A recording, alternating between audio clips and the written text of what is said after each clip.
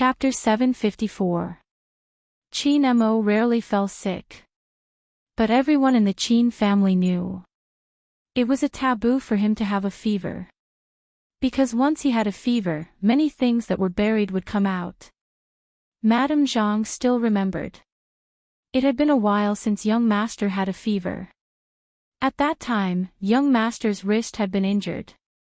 That expression was unforgettable. He had laid there as though he had been fished out of the water, his eyes empty. At that time, he had been wearing the Supreme Alliance's uniform. He was supposed to participate in the National League. No one knew what had happened, but young master had become like that. At that time, everyone in the courtyard had been alarmed. The crime squad had been apologizing to Madame, saying that they hadn't expected such an outcome. But they were sure that young master had become like that because he wanted to jump down to save someone. That illness had lasted for 3 days. When young master woke up again, Supreme Alliance had been defeated. Even young master himself had changed. Young master, who didn't like to smile, had become even more lifeless. He had even forgotten some things. Sometimes, Madame would talk about how arrogant he had been when he was young. Young master would always put down his chopsticks, his voice calm as he asked, "Really?" At first, no one had thought much of it. But later, they realized that young master had really forgotten many things. Fortunately, it was just a matter of age. Madame Zhang didn't think much of it. But the doctor had said that such a person would easily lose his emotions. He had even instructed them not to let young master be like that again. Actually, everyone knew. Whenever it rained, young master's mood would be affected. But the effect wasn't huge. Because the young master would never let anyone see the changes in his emotions. How did he get drenched this time? Madame Zhang watched from the side, her heart anxious. Madame wasn't home. In this house, other than young master, there were only the adjutants and servants. It had always been like that. That was why young master had been distant from others since he was young. He has been put on an 4 drip, let's see when the fever will subside. It shouldn't be a problem, I'm just afraid that young master won't be able to sleep well tonight. Ever since Qin Mo laid down, his brows had been furrowed. His porcelain white face looked as though all the blood had been sucked out of it. His eyebrows were thick, and his nose bridge was high. At this moment, even his mixed facial features couldn't hide the discomfort he felt. Adjutant Zhang listened from the side. Whatever needed to be prepared, whatever needed to be notified, he did everything very well. Fortunately, it wouldn't affect the competition. There was no need to say so much when informing the club. Feng Yi's hand froze when he heard the news. In front of this big table, they were all doing business. He found an excuse and left the table with a smile. He also knew that he couldn't leave at the moment. He lowered his head and thought for a moment. Then, he typed a WeChat message and sent it to a certain someone. Compared to him, Boss Qin would rather that person take care of him. Bo Jiu was returning a call when she received the message. Lin Feng picked up the call quickly, sighing deeply. "Little Spade, you finally appeared. Where did you go? Why didn't you pick up the call?" "I had something to settle at the last minute, so I left for a while." "Why?" Bo Jiu held her phone with one hand, the other pressing on the subway card. She was still in her uniform, her silver hair still wet. She stood there undeniably dazzling. A few high school students who had just finished watching a movie couldn't help glancing over, their eyes filled with shock. So handsome. Even though the youngster had walked far away, the people beside her could still hear the 2 words. Lin Feng heard the sound too. "Where are you? It's so noisy." "Subway." Bo Jiu glanced over, trying to find the direction. "Ah!" Lin Feng exclaimed. "You went back by yourself?" Captain waited for you at the main building for more than half an hour and even got drenched in the rain. He seemed a little uncomfortable after that. Uncomfortable. The moment she heard this word, Bojio's thoughts of investigating something faded. She stopped in her tracks and asked Lin Feng, "Where are you uncomfortable?" Of course, his heart was uncomfortable. But this wasn't something Lin Feng would say, so he stuttered, "Since I'm not feeling well, why don't you give him a call?" Bojio didn't even bother to say goodbye as she hung up. Young Master Lin looked at his phone screen with a dumbfounded expression. Was there really such a fast speed? Bojio's fingers swiped. Just as she was about to press the number, she saw the WeChat message from Feng Yi. The content was simple. Almighty Qin is having a high fever and there's no one around to take care of him. I can't leave. Bojio didn't say anything, stuffing her phone into her pocket. She didn't care if it was raining or not, just running out of the subway. Like the wind that no one could stop, the people standing in the rain watched as the young man held onto the railing with one hand, flipped over and landed in a handsome manner. It was as if he was filming an action movie, the hem of his clothes dripping with raindrops due to the fierce fling. Those who didn't know better would have assumed it was the police solving the case since their movements were too fast and professional. How should she put it? The wall-jumping student was already beautiful when she flipped over walls, much less a road railing. It wasn't just the passers-by, even the taxi driver thought she was carrying out an order, driving quickly and enthusiastically. The military compound wasn't far from Bojio's place. Especially in a place like Jiang City, if there was a traffic jam, the driving time would be even more uncertain.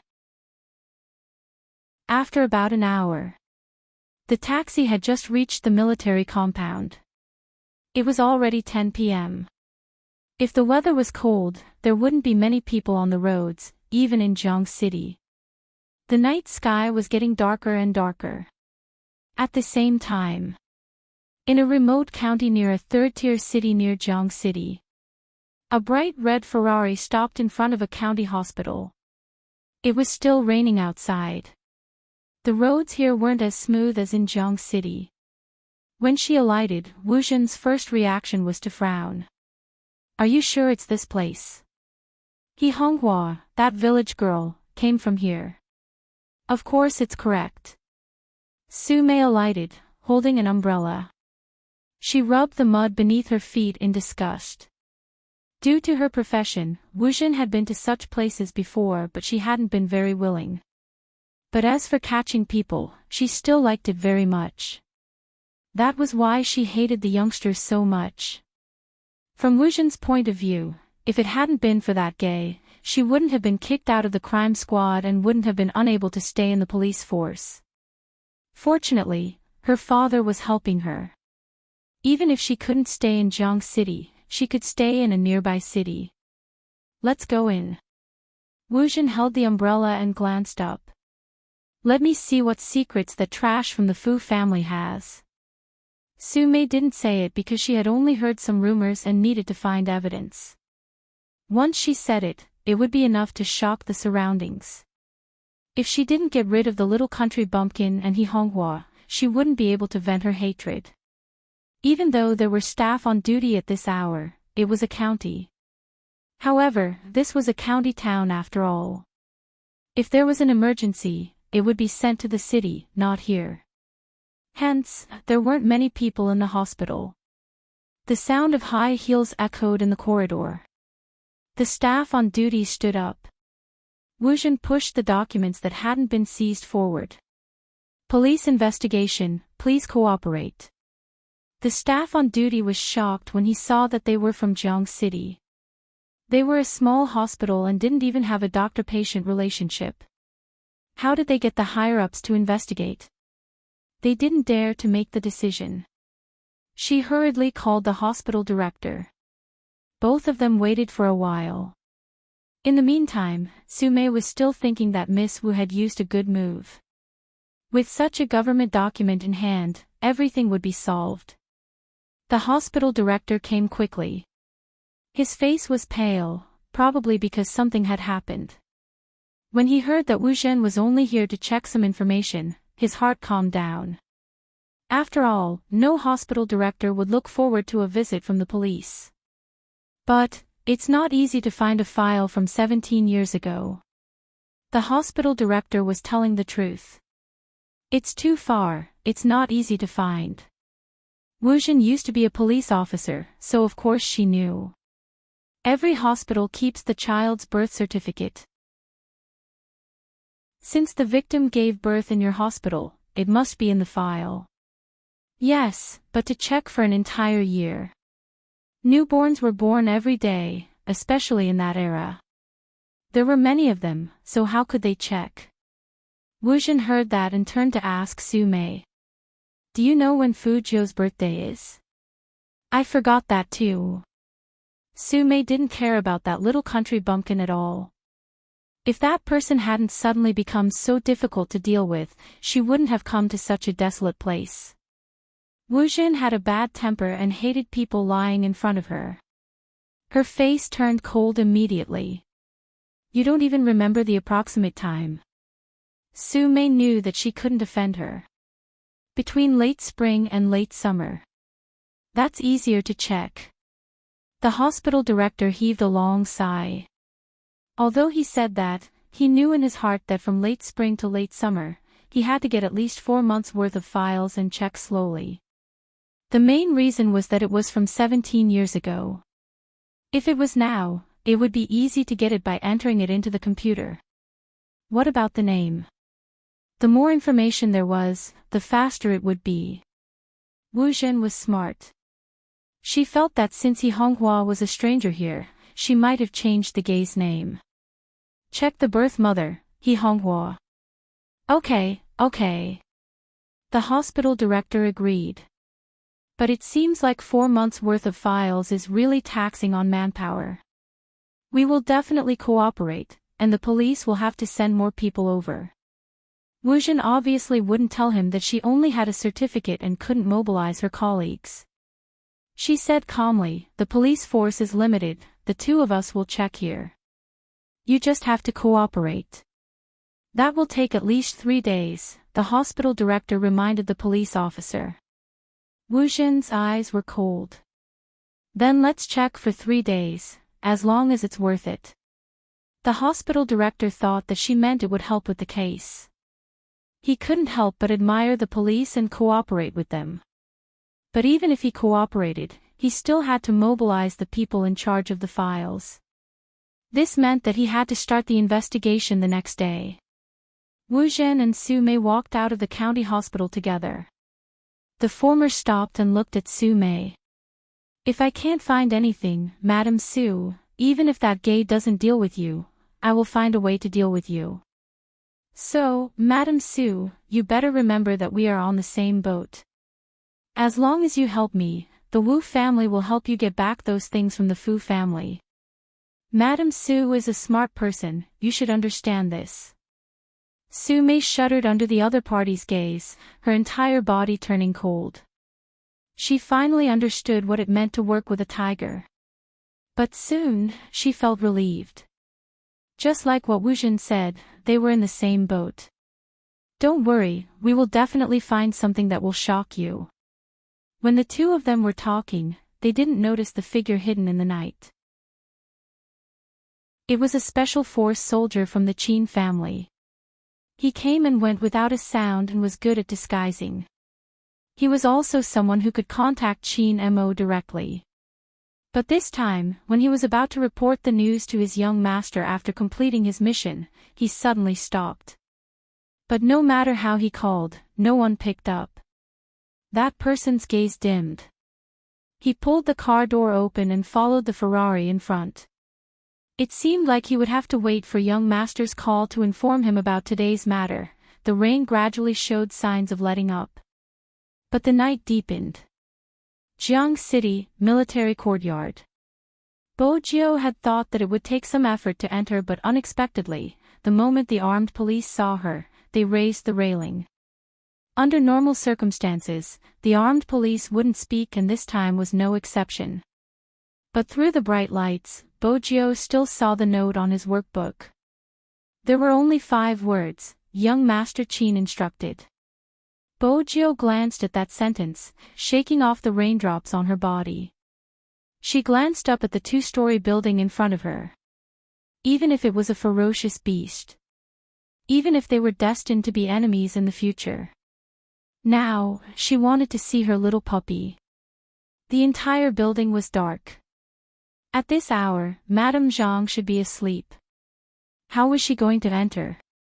Bojo glanced at the tree at the side, then at the full-length window with the curtains drawn and the balcony. She arched a brow, running up the tree and kicking hard with her long legs. Her left hand grabbed onto the railing on the 2nd floor, and with a swing, she threw herself onto the balcony.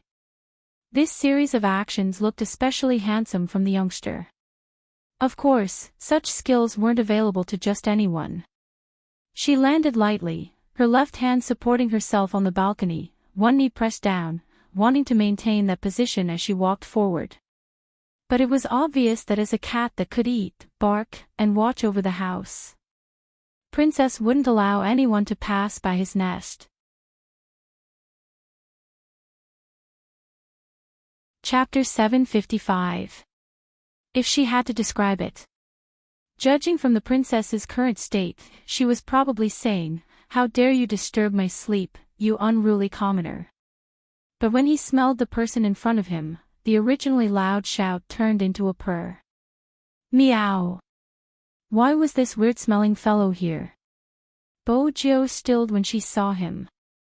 She pulled Princess into her arms and placed her index finger on her lips, gesturing for him to be quiet. Princess really didn't like people who tried to establish a relationship with him.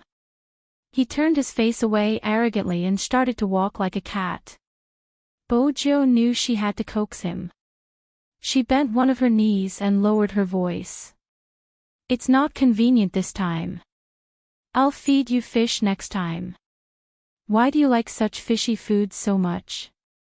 Princess's eyes lit up when he heard the word fish. He stopped purring and started to use his claws to scratch Bojo's leg. He was obviously saying, "I agree to your bribe, but you have to be honest. What are you trying to do by entering my master's room in the middle of the night? Are you trying to peek at my master's beauty? Tell me." Bojo reached out and pushed him away. She was still looking for tools to break the window. Princess didn't listen and continued to scratch. Bojo carried the cat up.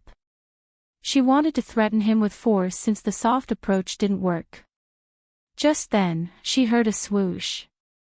The dark-colored curtains were pulled open from her ears. The next moment, she was met with a pair of eyes that were as deep as the night. There was only one person standing in the huge room. Qin Imo. He was obviously different from his usual self. There was a white medical tape on the back of his hand. His skin was almost transparent and his aura was like a respectable sickly prince. He just stared at Bojo. Qin Imo had always been vigilant. Even when he was sick, he wouldn't let his guard down. Hence, the moment a certain someone landed on the ground, he had sensed the commotion outside. But the condition of his body prevented him from getting up immediately. The dream that kept appearing in his mind made it hard for him to tell where he was at that moment. He thought he would hear Princess's call.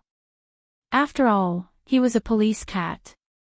Once the princess called, the special forces outside would also come in. From a certain perspective, Qin Imo wasn't worried that someone would really barge into the Qin house. But after listening for a while, there was nothing else other than the princess's gurgling. When he got up and came nearer, he heard someone bribing a cat with a fish. After all, he had not trained the princess well enough. However, he had to admit it. When they heard that familiar voice, the corners of their lips would subconsciously curl up. Qin Imo didn't speak. Perhaps it was because he was sick, even his eyes were a little indifferent. There was nothing more embarrassing than climbing over someone else's wall and being discovered by the other party. Bojo hugged Princess and paused for a moment. She was still thinking of an excuse to explain her actions. On the other side, Chinemo had already started speaking. Is this the special way you wall-jumping scholars visit other people's houses? You don't walk through the main door but choose to go online to show off your expertise. Bojo knew that the title of wall-jumping scholar would never escape her. However, when she looked at her pet, he didn't look too good. Also, the tape on his hand was really an eyesore. Chinemo felt that sometimes, a certain someone looked smart, but in reality, she was a little dumb. For example, right now, she didn't know how to go with the flow. Chapter 756. Of course she had to go in. Otherwise, why would she climb over the wall? Bojo replied, "We're going in." She nodded with Princess in tow. The princess stepped forward with her claws. She had an expression that said, "Master, let me explain, I'm threatened." Chinemo didn't look at him, reaching out to open the locked window. He turned and walked towards the bed. It was obvious that his body hadn't recovered yet. Bojo jumped in effortlessly. But now that she thought about it, she hadn't thought it through. The Almighty had helped her open the window and the cold wind had rushed in. After she landed, she hurriedly closed the window. The youngster looked as though she was afraid Chinemo would be blown away by the wind. Everything entered Chinmo's eyes. Even his chest was filled with a feeling that he had never felt before. Warmth, sweetness, and something else. The moment Bojo entered the room, she let Princess play by himself. After all, she was targeting Princess's master. She still remembered that when she had been young, her puppy had been especially weak when he was sick. This was completely different from her. After all, she had been the tyrant of the West Street, invincible among the children. She hadn't been afraid of getting sick at all. In her heart, a perfect person like the Almighty really needed protection. He was good-looking, quiet, and didn't like to talk. Especially when he was lying down, his eyes were especially beautiful. Even now, he was still looking at her, his thin lips slightly lifted. He stood tall like a jade tree, smiling like the bright moon. This was the type of person she described. The Almighty wouldn't be angry with her, right? It was rare for Bojo to be worried about someone else. This was probably the feeling she had ever since she found out that he was her pet. If there was anything she was worried about, it would be that her pet would ignore her for no reason. For example, when she had gone to play ball with someone else. When she had come back to play with him, he had ignored her and even said that only barbarians would play ball. At that time, she had asked him how she wasn't barbarian and that the sport suited her. Her puppy had pinched her face. "Little Bojo, you're hopeless." He had also warned her not to look for him if she wanted to play with someone else. No one else was as good-looking as her puppy, so she wouldn't choose anyone else. It was just that the sound of her typing on the little keyboard was especially loud, and she was afraid that it would affect him. However, upon closer inspection, he didn't seem to be affected by her at all. He also bought her a small sofa with a back. After reading for a while, he would ask her if she was hungry. Never let her lose food at hand. In terms of instructing the servants, the Almighty had a natural talent. He had shown this advantage when he was young. Everything was fine. Until that time, when he ate the food she made and lay on the bed, he wasn't as proud as usual. When his soft hair fell down, he turned into a doll again. However, there wasn't the slightest bit of anger. Only she knew how much she regretted it. It was the same now. When Lin Feng told herself that the Almighty had waited for her in the rain for more than half an hour, back then, she really shouldn't have chased after Rao. "Did you come here just to let me watch you stand?" The clear and hoarse voice rang out again. When Chinemo spoke, he could still feel his breath. When he exhaled, it was boiling hot. Chapter 757. Bojo looked at the Almighty and knew he wasn't feeling well. She wasn't bothered by his sharp tongue. Anyway, the Almighty always had a sharp tongue. But when she saw the Almighty looking at her without the blanket, she didn't approve of his actions. Bojo walked over and pulled the blanket over her, wrapping the Almighty up. She didn't play by the rules. Even though Chinemo was used to it, he wasn't sure what she would do next. For example, the youngster's sudden approach. The tip of his nose was very close, especially the delicate mole under his eye. It was as though it had brushed past his eyelashes. "Brother Emo, I'm not here to punish you, I'm here to supervise you." The youngster smiled at him. "I climbed the wall because I was afraid I would disturb your rest. If you hadn't woken up, I would have come in long ago." This was the first time Chinemo was wrapped in such a manner. He arched a brow but didn't say a word. On the other hand, Bojo could feel the warmth in his breath. She touched his wrist through the blanket. She didn't touch him directly because her pet had always been clean.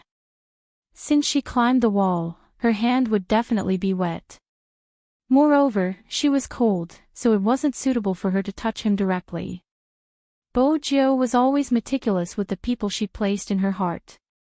Even when she checked the temperature of Chinmo's forehead, she placed the back of her hand against it, afraid there would be rainwater on her palm. Chinmo watched the youngster's movements. On that sickly handsome face, there was a rare hint of childish arrogance. Bojo didn't think much of it, assuming the Almighty disliked her. "Is it because my hand is too cold?" With that, Bojo wanted to retract her hand to cool down before testing the Almighty again. Unexpectedly, she didn't move. Her fingers were pressed down by someone. Chinemo shut his eyes, replying faintly, "It's not cold." In his eyes, everything about the youngster was good. Even the raindrops he didn't like seemed different when he was so close to her. "It's comfortable." A cold temperature was just right for a person with a fever. Bojo didn't move when her pet said it was comfortable. She dutifully switched to her other hand. "How about this?" He couldn't control his laughter. Even if he was tired. Whatever he said, the other party believed it. This feeling was indeed very good. Bojo glanced down. When she saw the smile on his face, she smiled as well. He finally heaved a sigh of relief. Back then, she hadn't taken good care of him. He couldn't let anyone get sick now. As he thought about it, he switched his left hand to his right. However, his forehead still felt hot. And, the Almighty seemed to be asleep. Chinemo had indeed fallen asleep. His joints were aching, something that everyone with a high fever would experience. Another reason was exhaustion. He needed to rest well at this time. However, the family doctor of the Chin family knew very well. It was really difficult for Chinemo to let down his guard and rest. This was not only related to his birth, but also to his experiences. Even if he closed his eyes and fell asleep, his brain was still very active, including some of his psychological factors. All of these caused him to have nightmares. Chapter 758. In certain aspects, Bojo was indeed a suitable pillow. As long as she was around, Chinemo would feel relaxed. But Bojo was still worried that the rain would affect the Almighty. Moreover, the temperature on the back of his hand didn't seem to be decreasing. Bojo narrowed her eyes. She lifted her hand gently. Then she walked towards the bathroom. Her steps were slow, trying not to exert any strength. She turned on the hot water and soaked the towel. She took off her jacket and grabbed Chinmo's jacket from the hanger to wear it. It seemed like she wasn't going to sleep. Once she was done, she fished the towel out. Twisted it a few times, and covered Chinmo's forehead with the steaming hot towel. In order not to appear rude, Bojo didn't make a sound. Princess watched from the side, patrolling as though he was warning her. It was as though he was saying, "Don't even think about doing anything when Master isn't able to resist." Bojo's attention was on the Almighty. She wasn't in the mood to look at Princess. She pressed the corner of the blanket, her gaze landing on the medical tape on his left hand. She reached out to touch it. When she felt that it was about time, she removed the towel and entered the bathroom to soak it in hot water again. But this time, she soaked 2 towels, the other covering the Almighty's left joint. To an esports player, the hand was the most important. Besides, the hot compress had the effect of reducing the fever. Just like that, he repeated the same action. The clock hanging on the wall kept turning. The rain outside didn't stop. Mo was still out of the dream. But this time, it was much gentler. There wasn't the river that could drown a person. Instead, there was a soft thing in his arms. Every time it pounced on him, it would call him indifferently. That. Who exactly was it? The more he wanted to know the answer, the easier it was to wake up. When Mo opened his eyes, he realized that there was someone beside him. That person was afraid that he was cold, so she covered his left wrist with her right hand. That face was usually infuriating, but right now, it was as obedient as it could be. Mo reached out, his fingertips caressing the youngster's face. It felt like milk, soft and smooth. Mo leaned over, wanting to do something. However, he soon paused. Even though he was very tired, he knew subconsciously that he was having a fever and that he couldn't pass it on to a certain someone. However, he couldn't let this fellow sleep like this. Using the last of his remaining thoughts, he pulled the quilt. Both of them were wrapped in it. Mo rubbed his chin against Bojo's soft hair, his eyes closing once more. His side profile was still cold, but his aura was completely different. On the same bed, hugging from behind always seemed especially warm. However, this also depended on the time and place. The next morning, just after dawn. Madame Zhang was worried about Mo, so she had prepared porridge and brought it in along with the medicine. Initially, he thought that it would be difficult to wake the young master up. What he was most afraid of was that the young master's fever hadn't subsided yet. What should he do? Who knew that when she pushed the door open, there was actually another person on the bed? That person seemed to have just woken up after hearing the noise. He rubbed his eyes and smiled at her, revealing 2 cute canine teeth. His silver hair made him look even more handsome. "Shoo, Auntie Zhang, keep your voice down. Brother Mo hasn't woken up yet. Auntie Zhang."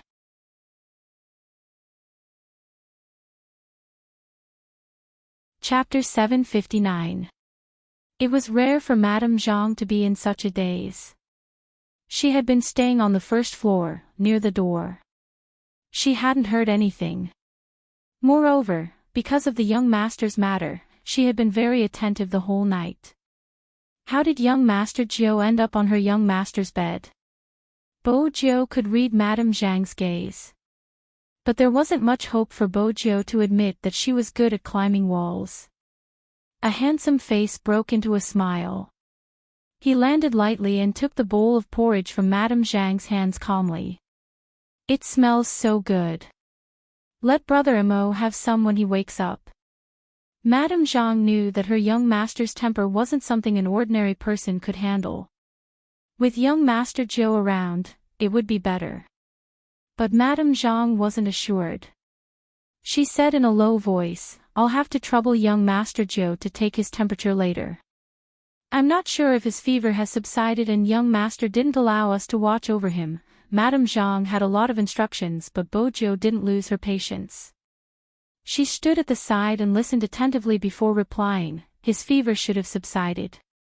I've changed a few towels and when Brother Mo wakes up, I'll take his temperature again. I'll get him to drink more water and watch him eat a few mouthfuls of porridge."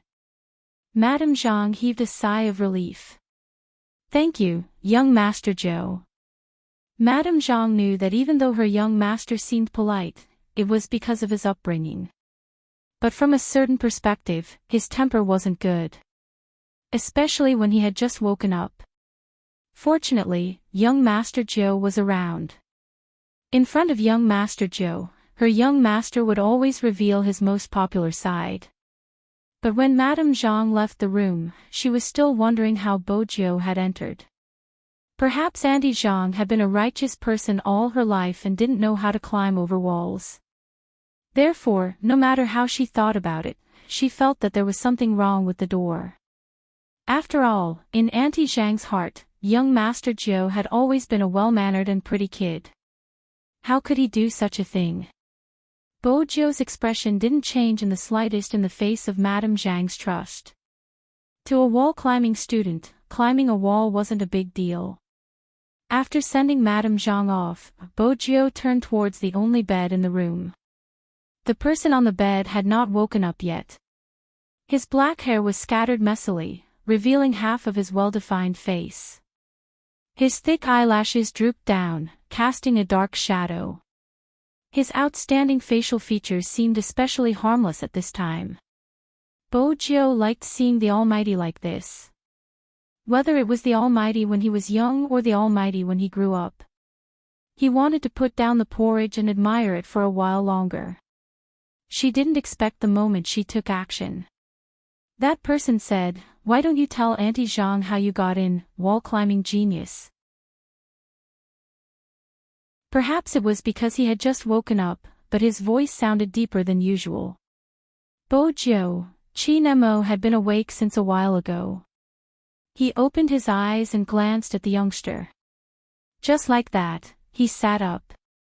As the quilt slid down, his muscular chest and waistline were revealed. Just looking at them made one want to touch them. Bojo had wanted to avoid arousing suspicion. She couldn't always take advantage of the Almighty, even if he liked her. But it just so happened that she wanted to be a gentleman.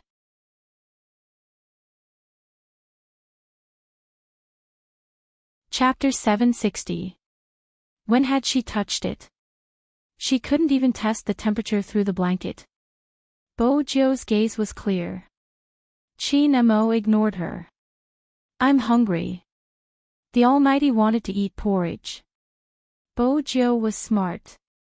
Even if she hadn't fed others porridge before, she had fed her pet before. Now that he had grown up, he felt pressured. But at the same time, he still looked good. Bojo took the spoon and blew on it before passing it to Chi Nemo. Those who didn't know would think Chi Nemo was seriously injured. In reality, it was just a fever. But the youngster was taking care of him with a serious expression as though she had completed a huge task. When Chi Nemo lowered his lids to eat the porridge, he gave off a fragile beauty. At that moment, Bojo thought to herself that she couldn't let others see the Almighty's cold, it was too alluring. Chi Nemo noticed the youngster's gaze drifting over. His voice was calm. "What naughty thoughts are you having again?" Bojo smiled. "What naughty thoughts can I have?" Protecting her pet was one of her missions. Feed him another mouthful. You can eat the rest. Chi Nemo reached out to stop her. He had lost his appetite from the fever, so how could he be hungry? He just wanted to see how the youngster was going to feed him. "You're not eating anymore." Bojo glanced at the bowl. She remembered Madame Zhang's instructions and smiled faintly. "Have a few more mouthfuls." Chi Nemo arched a brow. He tilted his head and took the business magazine over. His posture was steady. It was obvious he wasn't going to eat anymore. Bojo wondered why he was still the same as when he was young. He was so hard to deal with and yet, he was so arrogant. Back then, she had wanted to pounce on him and beat him up. It wasn't without reason. But now, she could only coax him. Bojo said, "Brother Emo, eat more. I'll play with you." Chi Nemo replied, "I'm done with the revival match." "What about singing?" The wall-jumping student wants to show off his flirting skills again. Ha! Chi-Nemo placed the magazine down and smiled at her. His lips weren't warm at all. Was he still angry at her? Bojo didn't know what to do since she hadn't expected the Almighty to wait for her after witnessing that scene. Chi-Nemo glanced at the dejected youngster in front of him. The more he looked up, the more he felt that this person really didn't know how to take advantage of the situation. He lifted his lid slightly, the business magazine in front of his legs still open. He sat as though he was in an international conference, pointing out the situation. Since you have so many conditions, why don't you let me kiss you? His voice was very light and indifferent. Bojo glanced up. Other than the Almighty, there was no other person in the world who would use such a tone to say such things. The two of them stared at each other. In the end, Bojo finished the bowl of porridge herself. Chi-Nemo closed the magazine and looked out the window. The happiness on the corner of his mouth had obviously decreased. To Bojo, it wasn't a big deal. At that time, he could flirt with the Almighty because he didn't have any ideas. The reason why he wasn't flirting with her now was precisely because he had his own ideas. She was afraid that she would really snatch the Almighty away when she left. She often planned this. No matter how he avoided the police or how he avoided the security personnel, he could just get a private jet. Everything would be fine once they passed through the customs. But more importantly, even if she did all that, the Almighty was a dangerous person. She hadn't even reached America. The traces left by the Almighty would probably be enough for the crime squad to find her. Even though she shouldn't have the thought of kidnapping him.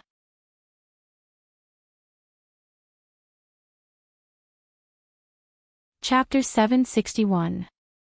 Bojo sunk into her thoughts, her gaze sweeping over the thermometer at the side. After a moment, she brought it to the Almighty along with the cold medicine.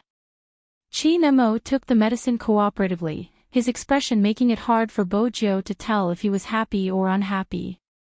But after taking the medicine, he didn't touch the thermometer, looking as though he could do it himself if she wanted his temperature. Bojo felt that the time to test her gentlemanly character had arrived. She had to strip the Almighty personally, she had to take it easy. Bojo picked up the thermometer and swung it. When the mercury reached a suitable temperature, she pressed her long legs against the blanket, her left hand reaching for Chi-Nemo's pajamas. However, he was still very well behaved and unbuttoned the top button. Chi-Nemo placed the magazine down, looking at the youngster with a deep gaze. Do you think this is accurate? He exerted force, placing the youngster's palm on his chest. Bojo's ears flushed when the temperature reached her. The youngster was still proper, sticking to her position as she stuffed the thermometer into Chi-Nemo's armpit. She retracted her hand quickly, but when she remembered that she would have to go through another round of seduction when she took the thermometer out, Bojo felt that it was a test. Chi-Nemo didn't force her too much. Actually, it was enough as long as a certain someone appeared. When she lowered her head, she could see the youngster's side profile as she pulled out the thermometer. How could this youngster think of climbing over the wall to visit a patient? 37.6 degrees, he still has a slight fever. Bojo frowned, pulling the blanket over him. Rest for another day. Before Chi-Nemo could reply, Bojo stood up. She stuffed a hand into her pocket and dialed Feng Yi's number. I won't be going today. He still has a fever. Me? Of course, I won't be going either. I have to look after Brother Mo. Send me the National League's information, I'll take a look at it with Brother Mo. Feng Yi had only wanted Little Spade to look after him for a day. How did it turn into 2 days? He knew he wouldn't be able to leave. Even if Little Spade wanted to leave.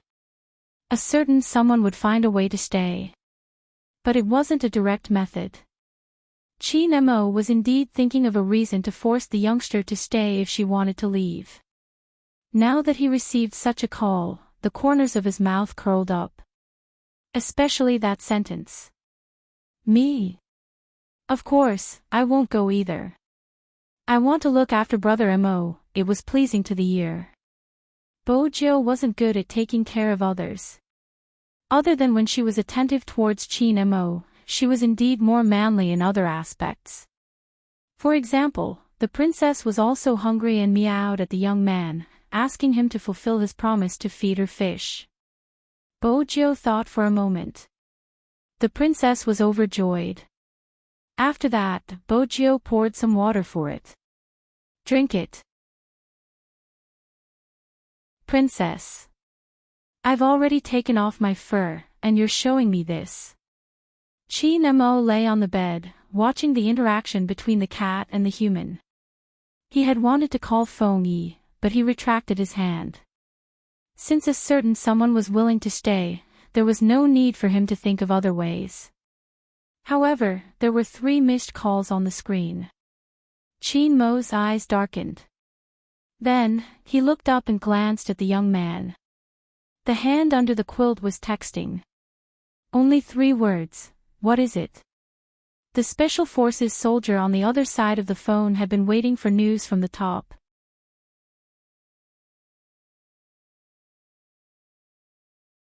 Chapter 762. Wu Zhen and Su Mei are investigating young Master Zhou's background. The moment he saw that sentence, Chin Mo's eyes were like the night that could devour everything, dark and cold. Address, details. The moment the Special Forces soldier saw those words, he knew it wasn't convenient for his young master to call. In fact, the Special Forces soldier didn't address Chin Mo as young master just because he was the only son of the Chin family. There was another reason. Not many knew. When it came to international cases, Chin Mo's codename was Young Master. His subordinates would always address him as Young Master when they sent messages. Back then, Chin Mo had been young, a high school student, but he had become an unpredictable detective. That wasn't all, many international cases had been handled by Young Master. After so many years, even Director Huang hadn't known. Chin Mo's authority had always been above the crime squad. Of course, the Special Forces soldiers he led weren't simple either. After realizing the problem, the Special Forces soldier dialed Chin Mo's number. I'm at a county hospital in the southeast of Jiang City. Wu Zhen used her police badge and is investigating something. Even though I'm not sure of the specifics, she got someone to investigate young Master Zhou's birth data. Last night, they got the hospital director to look into it again. What should we do? Chin Mo's voice was low and deep. Young Master, it's not convenient over there. Listen to me. I'm at a county hospital in the southeast of Jiang City. While Chin Mo was on the phone, Bojo glanced over at him. Chin Mo replied as though he was dealing with a business matter. Since someone is looking for trouble, let's cut her off. It was a code word. Those who worked under Chin Mo could naturally tell what he was talking about. I'll contact the local troops and get them to send someone over to deal with this. More importantly, someone was abusing his identity as a criminal police officer after leaving his post. The Special Forces soldier narrowed his eyes. Indeed, it's time to get serious. Do as you see fit. Chin Mo flipped through the business magazine, his attitude nonchalant. Remember to send me the information after you cut her off. As for the rest, do as you please. The Special Forces soldier felt a chill down his spine as he listened to the voice on the other side. This time, young master must be really angry. Director Huang had made a huge mistake. Or perhaps it had nothing to do with Director Huang, it was a problem with the system. Because Wu Zhen's surname was Wu, they did not follow the procedure to collect her documents. He was still thinking of switching levels. The Special Forces soldier shook his head and jumped into the car door like a leopard. Even when he was driving, he had this kind of drive. From this, one could see. Chin Mo, who could command such a person at any time, was never simple. Bo Jiu was still watching the Almighty. On the other side, Chi Nemo had already hung up the phone. He flipped through the magazine as if nothing had happened. At that moment, Bo Jiu started to suspect that she was overthinking. She had clearly seen the intense hostility in the Almighty's eyes. How did he turn back into a sickly beauty after a flash? Chi Nemo allowed the youngster to size him up. His handsome side profile didn't change at all. Instead, he looked even more elegant and elegant. The hand that was transfusing the fluid was just casually placed there. He did not know if it was intentional or not. When Bo Jiu saw this, her suspicions disappeared. On the other hand, when Chi Nemo lowered his lids, a glint flashed across his eyes.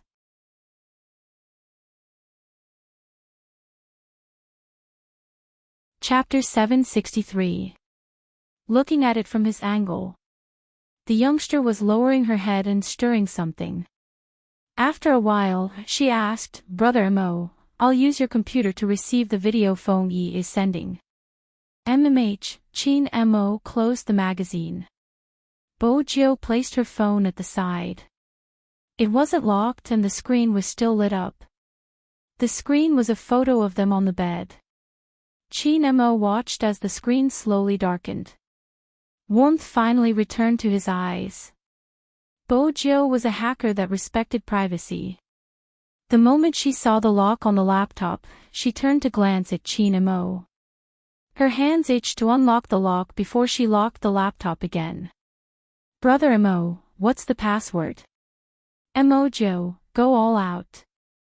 Chin Mo glanced up, his eyes curved. "You solved it once, didn't you remember?" Bo Jiu. She had been so focused on solving it for fun that she hadn't paid attention to the password. But Mo Jiu. That was the password. The youngster paused for a moment before lowering her head to fiddle with the laptop. It seemed as though she was forcing herself to do something. Fortunately, receiving a document was a breeze for her. There's a match between the foreign teams. Bo Jiu glanced at the notes, arching a brow. She lifted the laptop with one hand and placed it on the bed. She sat down so Chin Mo wouldn't have to get up to see it. Chin Mo swept a glance over the characters on the screen. The Japanese. It wasn't the right time to mention this team. Both of them still remembered the scene from yesterday. Fortunately, Chin Mo didn't linger on this topic. Let's go back and take a look at the operation. Bo Jiu was naturally more active and less talkative. Gradually, the two of them focused their attention on the analysis of the operation. At the same time, Supreme Alliance was playing the same video. After watching it, there was dead silence.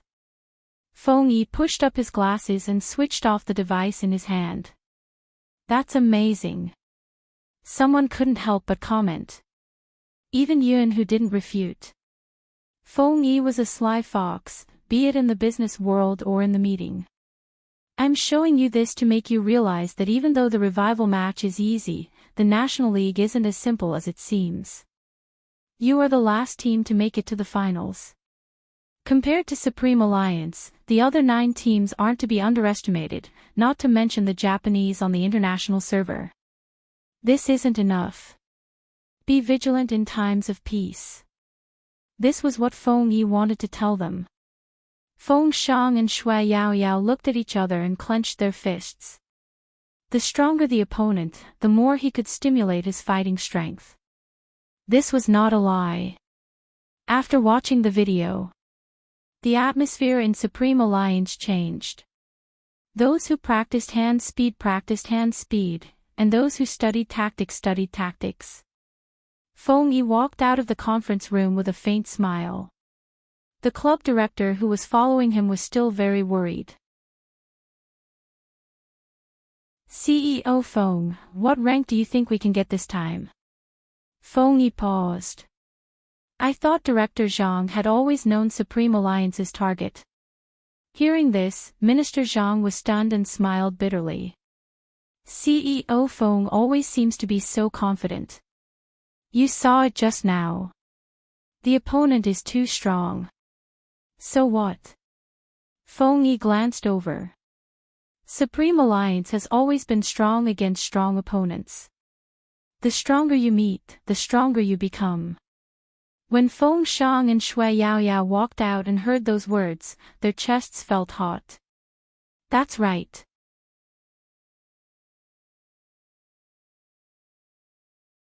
Chapter 764. Are you leaving later today? Shui Yaoyao tilted her head towards Feng Shang. Feng Shang stuttered, nodding his head. No one knew how many times they had trained together after losing the semi-finals. What was worth celebrating was that his efforts were finally starting to show results. When he turned around, Yin Weiyao leaned against the door frame, a cigarette dangling from his lips. You're playing in an internet cafe. I can stay till 9. Shui Yaoyao reported the time. Feng Shang refused to back down. I can stay at Uncle's place. Cough. Yin Weiyao choked. You don't have to stay. Feng Shang was stubborn. Why? Yin Weiyao. Would I say I'm afraid of being misunderstood as gay? You're still young, you can all go home. Yin Weiyao flicked his cigarette. Just remember what you want to achieve. Time always passed very quickly during training. Yin Weiyao was a veteran and he knew that while they were researching the other teams, they were also researching them. It wasn't just the esports industry, even ordinary gamers knew that there would be an international competition after the National League. At this moment, the Japanese, who were hailed as the godly team, were trying to calm down the commotion caused by their members the day before. What did I say? The manager pressed his forehead. Don't go out, don't go out. Watanabe sat across from him in a carefree manner. He was still handsome. Well, nothing happened, right? That's because Vice Captain is around. The abandoned doll-faced man was still fuming, pointing at the OK sticker on his face. Look at what you did to me. Watanabe coughed in embarrassment. Shouldn't you introduce the team? China's National League is just around the corner, isn't it? Hearing this, the manager suppressed his anger. His finger pressed the mouse beside him and clicked. Our old rival, Xiangnan, I believe you are familiar with them. This time, their fighting strength has improved. Before the manager could finish, Watanabe interrupted him. I've seen Xiangnan, let's take a look at Supreme Alliance. Supreme Alliance? Which team was that? The Japanese were confused. They glanced at the information and found the word Supreme Alliance at the end. This team. The person who was sitting on the balcony suddenly jumped down with a smile on his face. He looked very feminine and even his hair was long. However, he was obviously a man and yet he was so beautiful. Apart from Lin Feng didn't expect there to be another person. Furthermore, his demonic aura was a little more intense. Is there anything worthy of your attention? Or, Hoshino, did you bring them to watch the revival match because of Supreme Alliance? Don't disturb me. Hoshino pushed her away.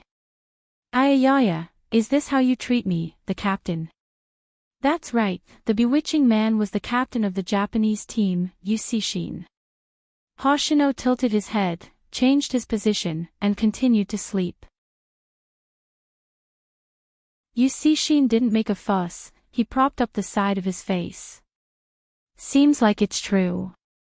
Let's take a look at Supreme Alliance and see what's so special about them that my vice captain has to come personally and cause trouble for 2 kids. The troublemaker, Watanabe, shrunk his neck. Their captain was beautiful, but she wasn't someone to be trifled with. The agent changed the video material. But Supreme Alliance had been silent for a long time. Therefore, the information on the battle was not very complete.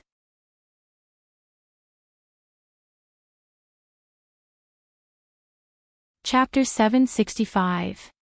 Even though they are good, I feel that Xiangnan is cooler. The youth pointed at the video. For example, this person's technique looks impressive, but Watanabe mentioned that he would be able to resolve it. The person the baby-faced man was referring to was none other than Qin Mo, an immature team. Yu Cixin arched his brow. He is quite handsome. Does their team choose their members based on looks like ours? He was asking Hoshino. Hoshino couldn't be bothered with him. The youth looked as though he had suffered a huge blow. Based on looks. Not based on ability. How is that possible? Don't worry, you aren't in the range of looks. Watanabe reached out and patted the youth's shoulder. You aren't that good looking after all. The youth. F*CK, he really wanted to kill his teammates recently. But. Yu Cixin stood up. He looked like a king when he looked down from above in his uniform. We'll worry about them when they defeat Xiangnan. His captain was implying that Supreme Alliance couldn't defeat Xiangnan. Captain, do you think they are too weak? Yu Cixin laughed. How is that possible? The most handsome one is amazing. Ayaya, it would be great if we could poach him over. The youth, a newcomer like the youth, probably didn't understand Yu Cixin's words. But Hoshino could understand it. Supreme Alliance. A portion of the members were too weak. During the revival match, they realized that they couldn't come out. During the National League, this would be the most fatal. The sunlight dimmed slowly. He was an esports professional player. Especially as the vice-captain of a team. The only person who fell asleep while watching a professional battle was the youngster beside him. Qin Mo glanced over at the youngster whose head was on his shoulder. He removed the notebook and pressed his hand on the man's head. Her silver hair was soft, and when it slid through his fingers, it was easy to like the feeling. Bo Jiu woke up immediately. She rubbed her eyes with her fists. Do you want to drink water? Or do you want to eat? Or go to the toilet? I'm going to the toilet. Can you help me take off my pants? Qin Mo asked slowly. Bo Jiu's sleepiness disappeared instantly.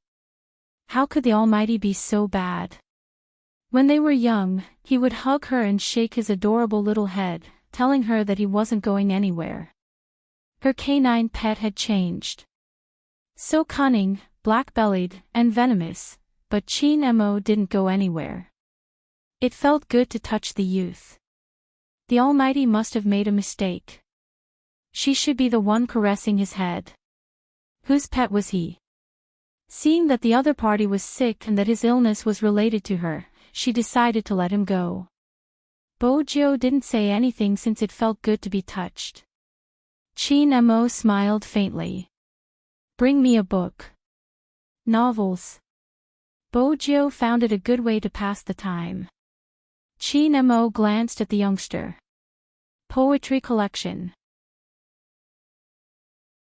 After all, I'm not like a certain someone who can't understand overbearing CEO falls in love with me, my little surrogate wife, and sugar daddy, come and feed me. Can't this joke pass? She didn't read those books either. Bo Jiu jumped up, looking suave even when she got off the bed. Qin Mo watched as the youngster was sent away. He glanced over at the phone that had been vibrating.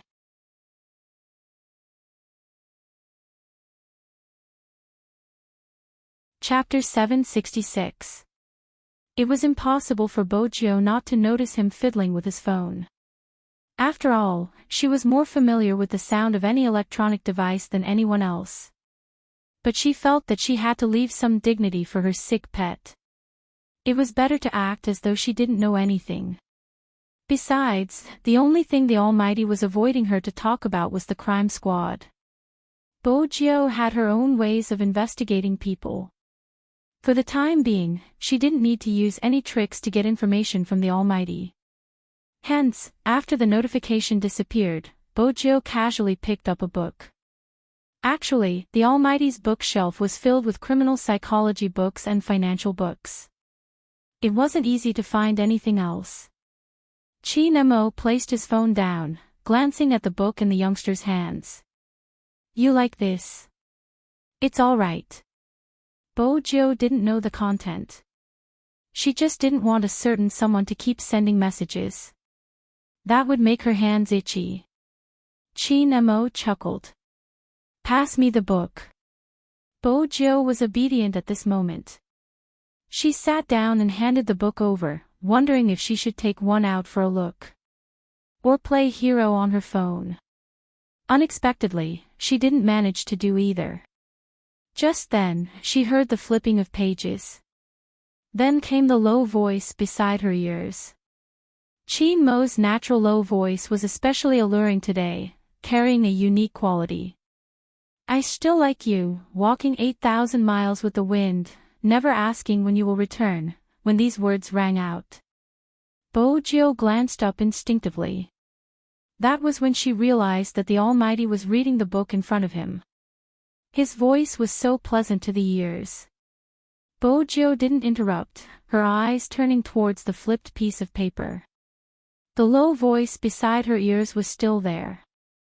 I still like you, like an old city gate waiting for an old friend, standing alone. Her hands were indeed itchy.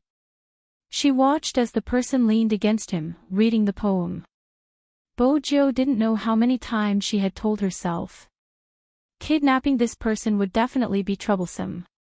But she still wanted to kidnap him. Bo-jo lowered her head as she thought about her plan.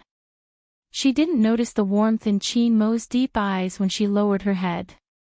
When a certain someone stayed by his side obediently and read with him, she was indeed likable. This fellow was still the same as before, liking to stay by his side and listen to his stories. Wait a minute, why did he say it was the same as before? Chin-mo's thick brows furrowed, followed by an intense pain. The bone-piercing pain was simply unbearable. The book in his hand fell to the ground. The first thing Bo-jo did was press down on his head, panic written all over her eyes. Aunt Zhang, Aunt Zhang. Chin-mo reached out and held onto the youngster's wrist, his forehead covered in sweat. I'm fine. Bo-jo was still worried. She had never felt that she was clumsy, but at this moment, she felt that she couldn't do anything right.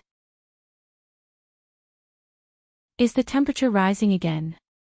He touched it with the back of his hand and found that there was indeed a little. Chin-mo pressed down on her hand. His head wasn't hurting as much anymore, but there was one thing he was sure of. He needed to do a brain checkup. Chin-mo knew that this headache had nothing to do with his flu. It was the same last time. It suddenly hurt. Perhaps not all of a sudden.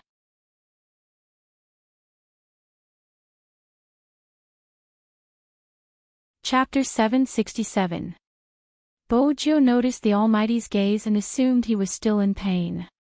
Hence, she started to massage his head gently. Some people. They were born with the dark side. But even so, in front of a certain person, they would retract all their thoughts. To Bo-jo, Chin-mo was that certain person. Childhood companionship was important. No one could explain it clearly. Madame Zhang heard the commotion and hurried over. Young Master Zhou, what's wrong? Brother Mo has a headache, could I trouble Madame Zhang to make a call? The Qin family should have a private doctor. Bo-jo didn't give Chin-mo a chance to speak. Madame Zhang didn't either. Her decision was the same as young Master Zhou's. At this moment, Chin-mo found it interesting. Why did this guy raise him like a glass doll? Because of their posture. Chin-mo reached out and held onto her waist. He did the same. Bo-jo was busy massaging the Almighty's head and didn't notice his actions at all. In Bo-jo's heart, she had always been the one taking advantage of the Almighty. It wasn't easy to change such a mindset. The private doctor came quickly since Chin-mo was already running a high fever. But there was something he was puzzled about. In the past, when young Master Qin had fainted from the fever, he hadn't said he wasn't feeling well. When it was extremely uncomfortable, he would just allow the doctor to insert needles and close his eyes to rest. Why did young Master Qin always say he wasn't feeling well? His fever was almost gone. When the private doctor heard the diagnosis, he suspected that there was something wrong with his medical skills. He glanced up, wanting to ask something. But just then, he met young Master Qin's warning gaze. He glanced at the good-looking youngster beside him, who was looking at him anxiously. Then he turned to young Master Qin, who had recovered but insisted that he wasn't feeling well. The private doctor understood very well what this meant. He coughed softly. Bojiu watched as he kept the stethoscope and smiled faintly. "Doctor, how is Brother Mo?" "The fever is gone, but young Master Qin is still very weak." When saying this, the private doctor's face didn't change, but he still felt guilty. "I'm afraid that he will get worse tonight, and he needs someone to accompany him at all times. It's best to take his temperature every hour and give him a head massage when necessary." Bao Jiu listened attentively and memorized almost everything he needed to remember. "All right."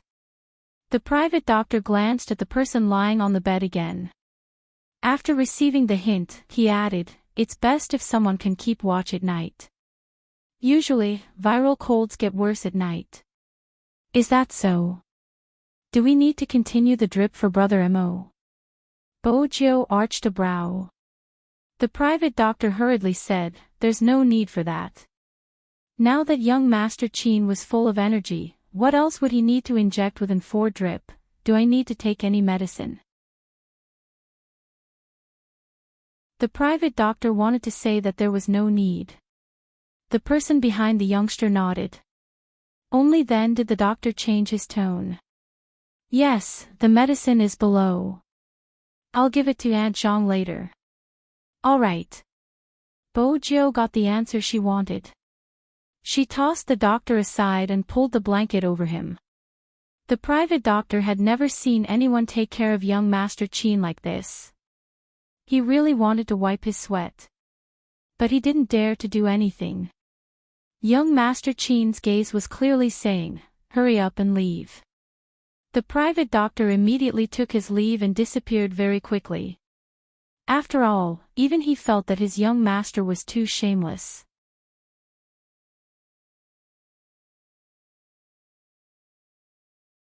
Chapter 768. Bojiu used a never-before-seen patience to take care of Qin Mo. Honestly, she wasn't someone who knew how to take care of others. But this time, she knew to adjust the pillow for him. Of course, there was also his temperature. Bojiu felt that it wasn't easy to take his temperature. She had to suppress her urge to take advantage of him. That wasn't good. But on second thought, it was rare to see the Almighty so weak. He was a sickly beauty in white pajamas with black hair and a poetry book in his hands. She would take advantage of him. Qin Mo lifted his lids, looking at a certain someone who had taken advantage of him and was smiling. He couldn't help but laugh. What was wrong with her? "What are you laughing at?" Bojiu tilted her head. Qin Mo arched a brow.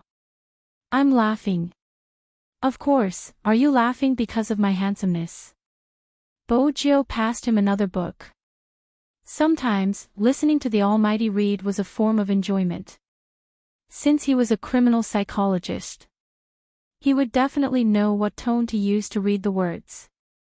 It would be easier to move a person's heart. With the Almighty's skills, he would be able to become famous quickly if he was a CV. But, with that thought, Bojiu realized a problem. The person sitting in front of her.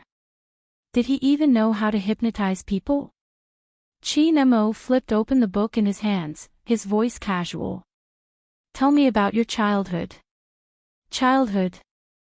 Bojiu glanced over, pushing her bangs to the back of her head. "I loved fighting." She wasn't sure why the Almighty was asking about her childhood. But she knew it was probably to test her. The Almighty had been investigating her. He only started from the Fu family. They couldn't find anything. Bojiu was sure of that. But the rest, unless the Almighty had found something else. Bojiu was still smiling, it was a habit. Brother Mo, what about when you were young? She really wanted to hear what her canine pet thought of her. They started talking about such topics. It wasn't within her expectations, but it wasn't bad. Reading at home. Qin Mo's voice was calm.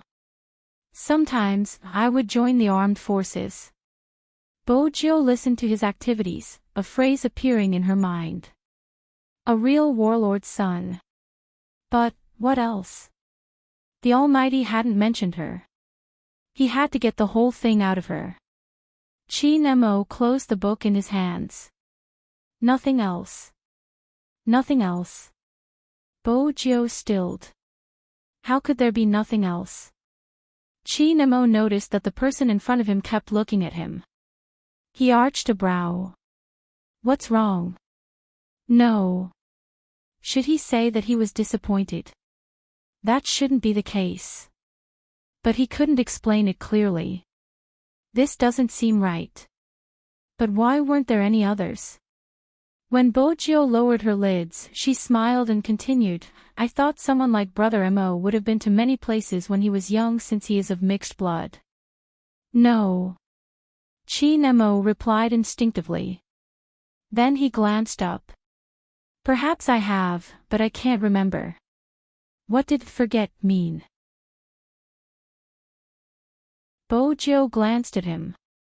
Qin Mo glanced over. Grandfather said he brought me to America, but I have no recollection of it. It's the same with other things, I lost a period of memory. Bojiu hadn't expected such an answer. He had never seen anyone so calm when they said that they had amnesia.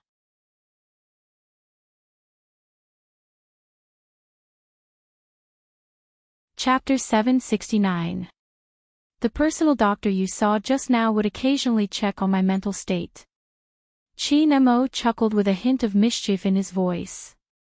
Do you think my mental fortitude is better or his mental fortitude is better?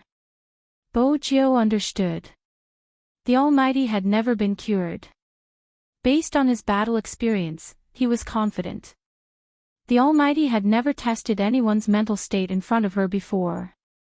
But everything had to do with the fact that he had washed his hands. Bojiu hadn't forgotten.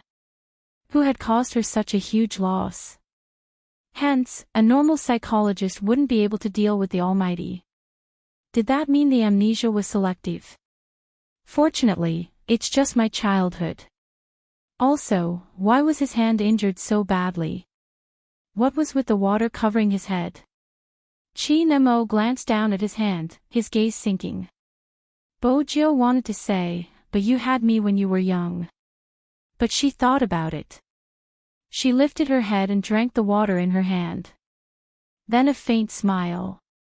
It had started from the day she had left. Her father had told her. It was best to forget about her pet. It was a form of protection. But, Bojiu narrowed her eyes. No one would lose their memory for no reason. Especially when it was selective.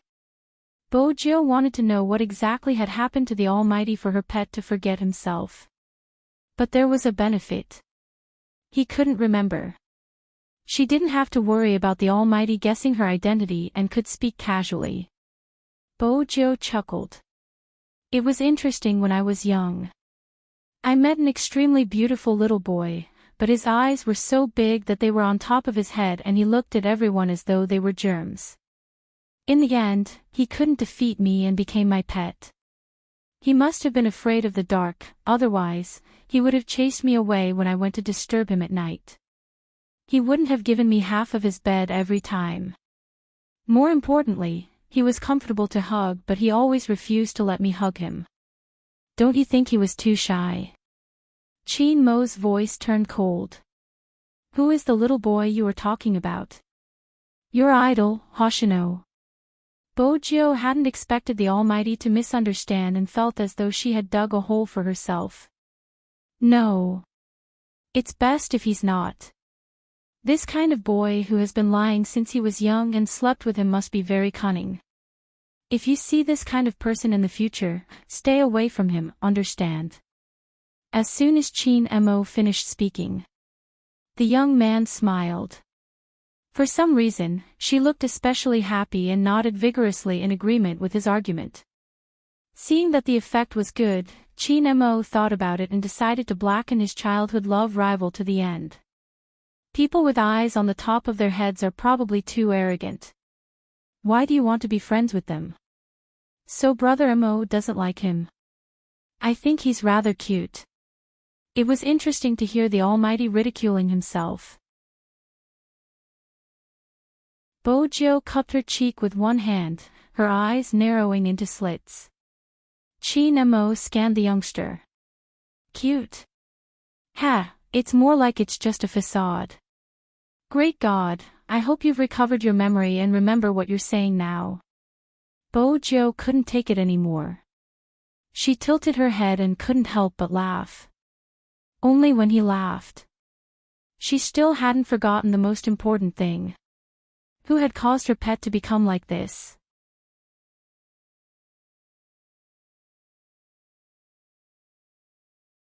Chapter 770. Time trickled by slowly. Everyone knew that the National League was coming. As long as the contestants could pass the exams, it didn't matter if they missed out on classes. Hence, that day, Bojo didn't go anywhere. She stayed at the Chin family's main house.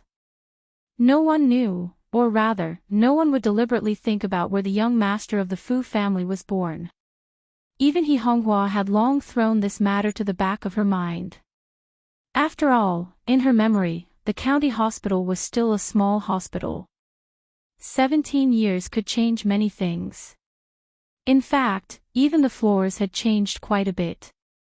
The address of the county hospital had also changed. No one could find that place. He Honghua didn't realize a problem. Hospitals in towns and villages were usually run by the state. For hospitals run by the state, the files would follow the change of address. However, it was indeed a waste of time and manpower to search for it. It wasn't easy for Wu Jin and Su Mei to find He Honghua's name from the 4 months of files. Wu Jin was smart and knew that it was a waste of manpower. She offered a high price and found some people to search with her. The director felt that it wasn't appropriate. But they were from the police. Besides, these weren't confidential documents. They were just born at a time and didn't say much. She let almost 10 people in. These people were quite happy. After all, such jobs were rare in the county. They could earn 500 yuan in a day's search. It wasn't a small sum. In the afternoon, the beautiful lady spoke again. The beautiful young lady spoke again. She said that it would be calculated by the piece. Whoever found it faster would get a raise in salary. This time, only the sound of paper flipping could be heard in the archives. Miss Wu is smart. Su Mei had always been clear of her position. Since she knew that Wu Jin couldn't be provoked, she naturally went along with her. Wu Jin glanced at her, flipping through the files in her hands. Let's see the results now. To Wu Jin. Some things could only be solved by spending money. Moreover, it could indeed increase efficiency. This had always been her strength. She knew what the system was like. And she knew it in her heart. This time, Su Mei had found her. The secret she mentioned should be able to completely destroy that gay. If not, he wouldn't have the guts to offend the Chin family. Wait until she dug out the secret. It would also be able to dissipate the hatred in her heart. Su Mei's eyes were also shining. All she needed now was one piece of evidence to prove her conjecture. If it was really what she guessed. That little country bumpkin had lost all his reputation. The National League would also reconsider whether or not he was qualified to participate. After all, his identity as a boy was a huge scam. the more Su Mei thought about it, the faster her hands moved. She believed that in another day, they would be able to find the evidence. Tomorrow, they would hire more people. Soon, they would succeed. Wu Zhen thought so too. After all, no one could stop her from doing what she wanted to do. The hired workers were also thinking of ways to earn more money. But at this moment, for some reason, there was a commotion outside. The hospital director ran in, sweating profusely. "Stop, stop."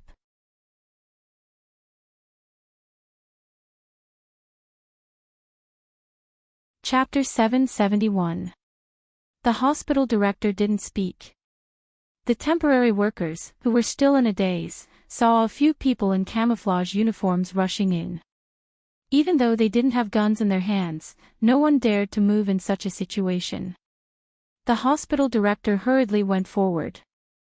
The leader was a military officer. He looked at the director. "Are you the person in charge here?" "Yes." The hospital director had never seen such a situation before. His heart was pounding. The military officer gestured and the rest walked forward, guarding the files. "The higher-ups have given orders to find out how many newborns there are in the area. We will take over the information." Wu Zhen's eyes dimmed. Wu Zhen's eyes dimmed.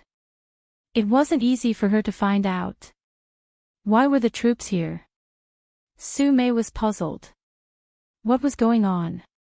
"Miss Wu, what should we do now?" She had been stabbed in the back by someone like that. What about the secret? Wu Zhen stood outside the door. Seeing her temporary workers being chased out, her face darkened.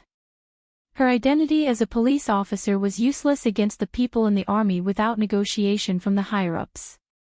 These soldiers did not look like hospital directors, nor did they look like some of her colleagues. They were like a hard rock when it came to executing missions. They weren't affected by force or persuasion. If they didn't receive orders, the mission wouldn't end. It seemed like she had to use her connections. Wu Zhen glanced at the darkening sky. "I'll make a call." Most of the Wu family's connections were in the city center. Almost all of the directors were inseparable from the Wu family. A county-level military unit like this. It would be easy to find the Jiang family. The aristocratic families had connections. Since the Wu family and the Yin family were aristocratic families, their relationship with the Jiang family wouldn't be too bad. Wu Zhen thought about it.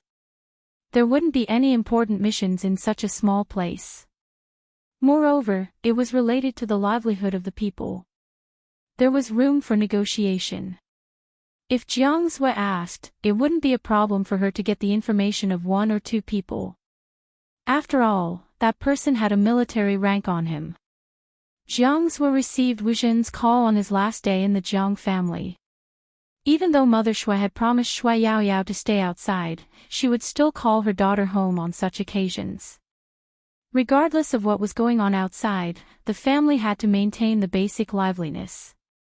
This was what Mr. Jiang had always emphasized. It could be seen that Father Jiang was in a good mood because he did not expect that his son, who had always been at odds with him, would sit there and eat without saying anything. Even though his expression wasn't great, it was much better than when Mother Shui had first met him. Because of this impromptu family gathering, Shui Yaoyao's training didn't last till the end.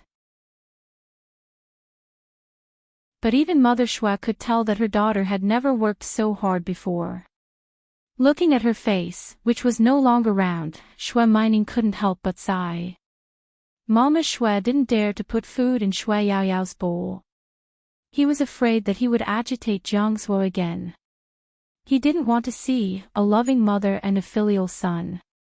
Old Jiang also said that some things and some words should not be said in front of Jiang Zue. Brother Shui, who was sitting beside her, frowned when he saw Yao Yao. "Sis, did you lose weight?" As soon as he said that, Jiang Zue, who had been eating silently, put down his chopsticks and wiped the corners of his mouth with a napkin, his eyes fixed on Yao Yao. The atmosphere was a little tense. Brother Shui regretted what he had said. Shui Yao Yao, on the other hand, was much braver than before. After she finished the pork ribs, she lifted her head and smiled. There has been too much training recently, so everyone lost weight. It's normal.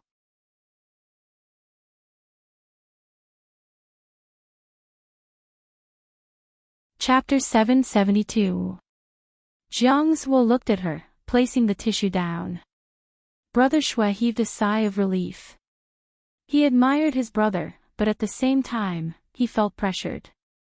Shui Yao Yao had indeed lost weight. The clothes she used to wear were a little shaky. Even her battle uniform had been changed by Feng Yi. Every fat person who slimmed down would be a successful countervailing force. This sentence was indeed not wrong. Shui Yao Yao was originally very fair, but probably due to the exhaustion from training, she didn't wear her personal clothes. Instead, she wore a dashing uniform. To make it easier to play games, she changed her hairstyle. In the past, she used to let her hair down, the thick bangs making her look young. Now, she tied her hair into a high ponytail, her pure black hair complementing her beautiful eyes. Even Father Jiang smiled. Yao Yao has changed a lot, not bad, not bad. Mother Shui was gratified. She didn't come from a good background, but she understood the changes her daughter had undergone since she entered Supreme Alliance. Hence, even though she hadn't seen the Highness Zhou that her daughter had mentioned, deep down, she was grateful. Jiang Zuo was also looking at Shui Yao Yao, but his eyes dimmed. Just as he was about to say something, Wu Zhen called. He frowned, then stood up, looking like he was going to answer the call. The Jiang father and son had always had a knot in their relationship. Father Jiang looked at Jiang Zuo, sighing softly. Shui Yao Yao had finished her meal. She couldn't stand being in the Jiang family anymore. Since the main character had left, it wouldn't be rude for her to leave. If it had been in the past, Shui Yao Yao would have been disappointed to see Jiang Zuo answer a girl's call.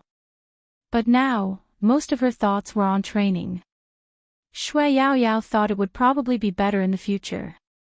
She glanced at the time on her phone. If she went to the internet cafe at this hour, she should be able to play with the uncle. Since Feng Shang was staying in the internet cafe, she couldn't be left behind. But she hadn't expected Jiang Zuo to walk out to the courtyard to make a call. It was in the direction of the door. Shui Yao Yao wasn't someone who would eavesdrop. But he was smoking, his phone placed there, as though he had pressed the speaker button. He could clearly hear the person on the other end of the line saying, "Brother Mo has been deceived and isn't clear about young Master Fu's background. I'm currently investigating. Don't you want to know his secret?" According to his stepmother, that person didn't lie to Brother Mo just a little. Even if you don't want to know, your sister can at least get some face from you. There are people from the military here. You can call them and ask them to show me the information. I won't take it away. How about that? Young master of the Fu family. Brother Mo. Secret. Deceive. Shui Yao Yao froze when she heard these key words. The lie he mentioned, could it be? Shui Yao Yao didn't know where the courage came from, but she walked towards Jiang Zuo. She snatched Jiang Zuo's phone and hung up. She realized what she had done. When she lifted her lids, she met Jiang Zuo's beautiful chin. The man still had a cigarette in his mouth. When he looked at her, there was a hint of coldness in his eyes. It was as if he was saying, "Are you crazy?"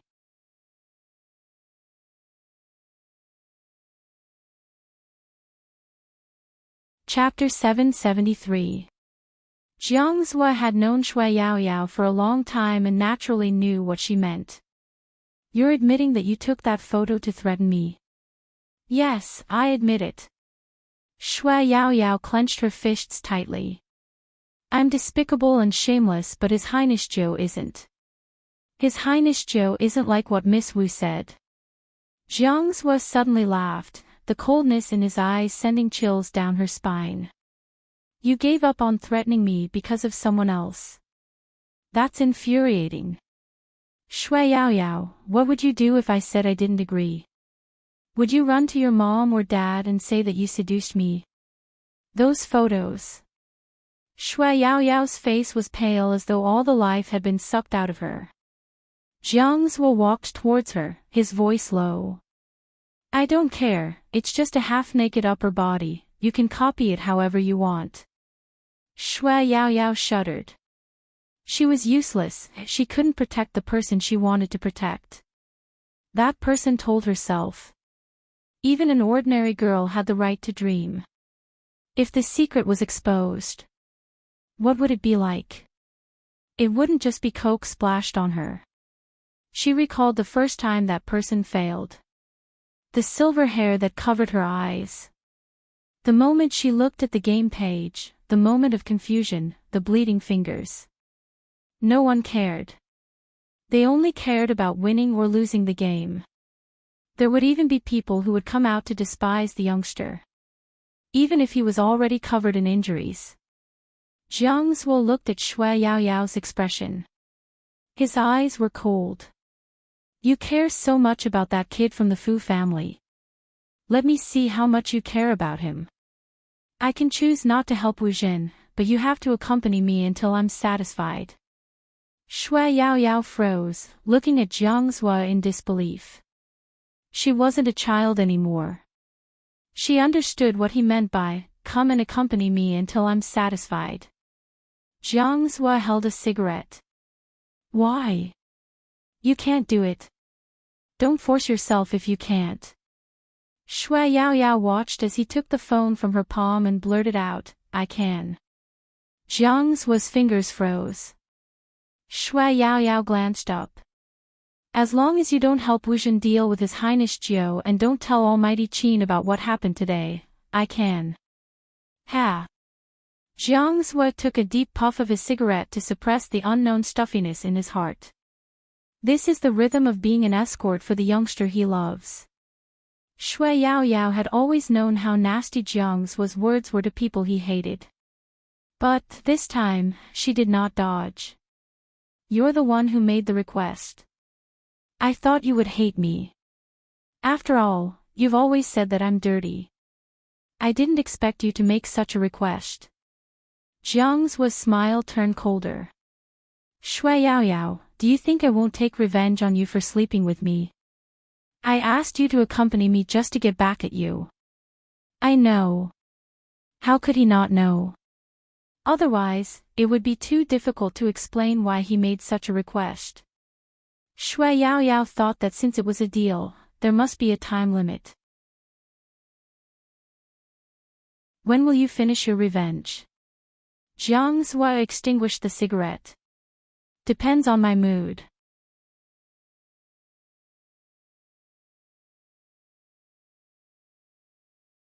Chapter 774. I'll use a year's time to make amends.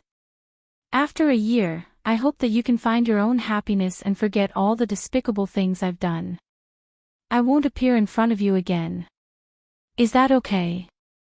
Jiang Zhua clenched his fists, leaning over forcefully. He dragged Shui Yao Yao to the darkest corner of the yard and pressed her against the wall. Then he smiled like a playboy. My interest in revenge won't last for a year. You overestimate yourself, heh. I know, but there are some things that we have to make clear in advance.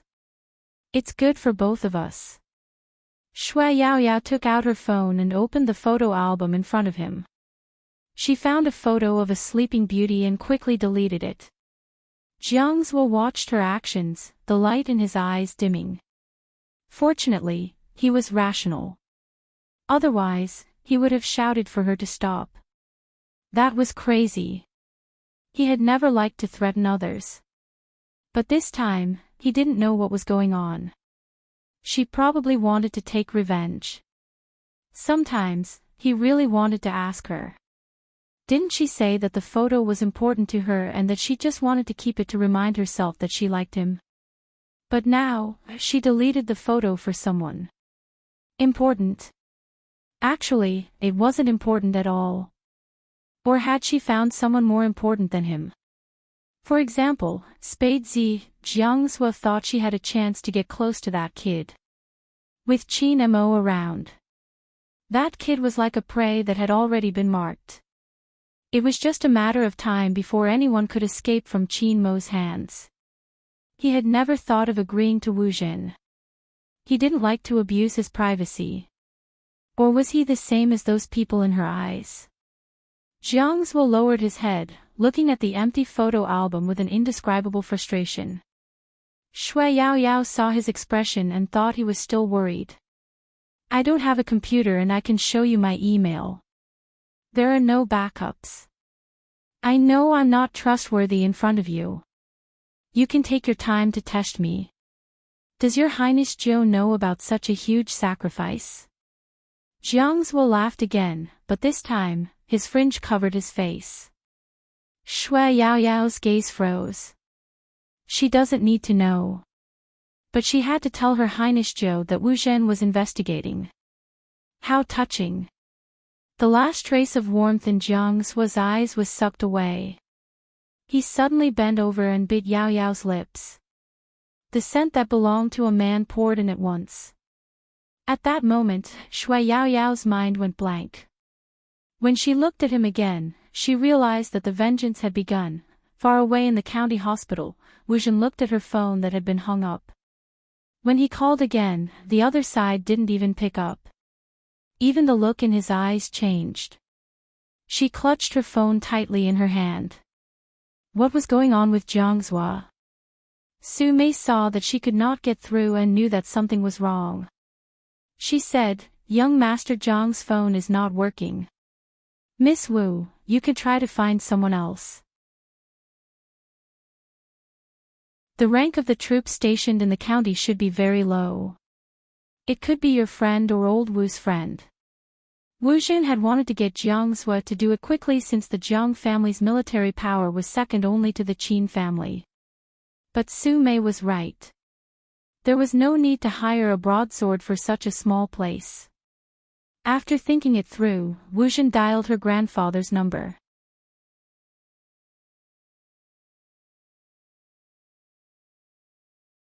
Chapter 775.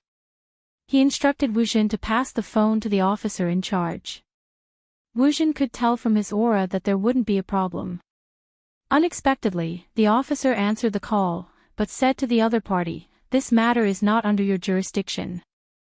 You have no right to ask." The officer turned to Wu Jin. "Niece, your case is a little complicated. It should be the military investigating something. The other party isn't an ordinary soldier, you should come back." He was trying to persuade her. But Wu Jin wasn't going to listen. She felt that his rank was too low, he was strong on the outside but weak on the inside. He couldn't even manage a small city. Wu Jin tried to think of a solution. The leading officer swept her a glance. He took out his phone and sent a message.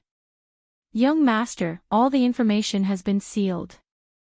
I've asked the hospital director and Wu Zhen and Su Mei are looking for young Master Zhou's birth file. Once we find it, I'll seal it and send it to you. However, Wu Zhen is currently looking for someone and a military commander just called. Should I reveal my identity to ensure the operation continues?" When Qin Mo received the message, a certain someone was checking his temperature. Bo Jiu heard the phone ringing. When she unbuttoned his shirt, she arched a brow. "Aren't you going to look?" "I'll check your temperature first." Qin Mo replied calmly. The intelligent Bo Jiu quickly realized that it wasn't convenient for the Almighty to look at the message in her presence. Hence, she found an excuse to go downstairs since the Almighty would only be so guarded against her when he was investigating a case. At times, she was rather understanding. Bo Jiu picked an apple and bit into it, intending to give the Almighty some space to investigate. But that wasn't the case. She would never have expected Qin Mo to be investigating the birth of this body.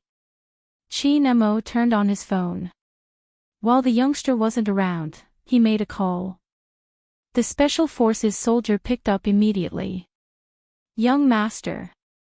Don't reveal your identity, look for the file personally. Once you find it, don't look at it. As for the rest, let her cause trouble. Qin Mo's voice was calm. After she causes trouble, uproot her connections and the Wu family.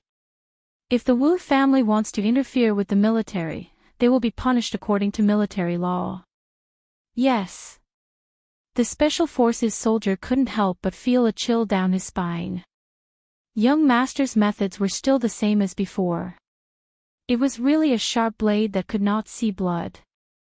Everyone knew that if he were to reveal his identity now, Wu Zhen wouldn't look for anyone else. I will also settle down. But he did not want to be exposed. With Miss Wu's temperament, she would probably break more and more rules. At that time, he would make his move. Indeed, even old Master Wu could not get her out of there. Of course, if she didn't make a fuss, everything might have turned around. Therefore, this was the cycle of karma. Wu Zhen never believed in karma and only believed in power. In the face of money and power, who wouldn't give in? She threw money around, and someone would help her. Similarly, as long as she used her power, she would be able to make those soldiers who stood in her way return to the army. What she didn't expect was that when she asked the officer to answer the phone for the second time, the officer raised his eyebrows and said a few words to the other side of the phone before hanging up. Then, he added, Miss Wu is suspected of bribery and obstructing our department from carrying out its mission. If there's any problem, we'll discuss it in court.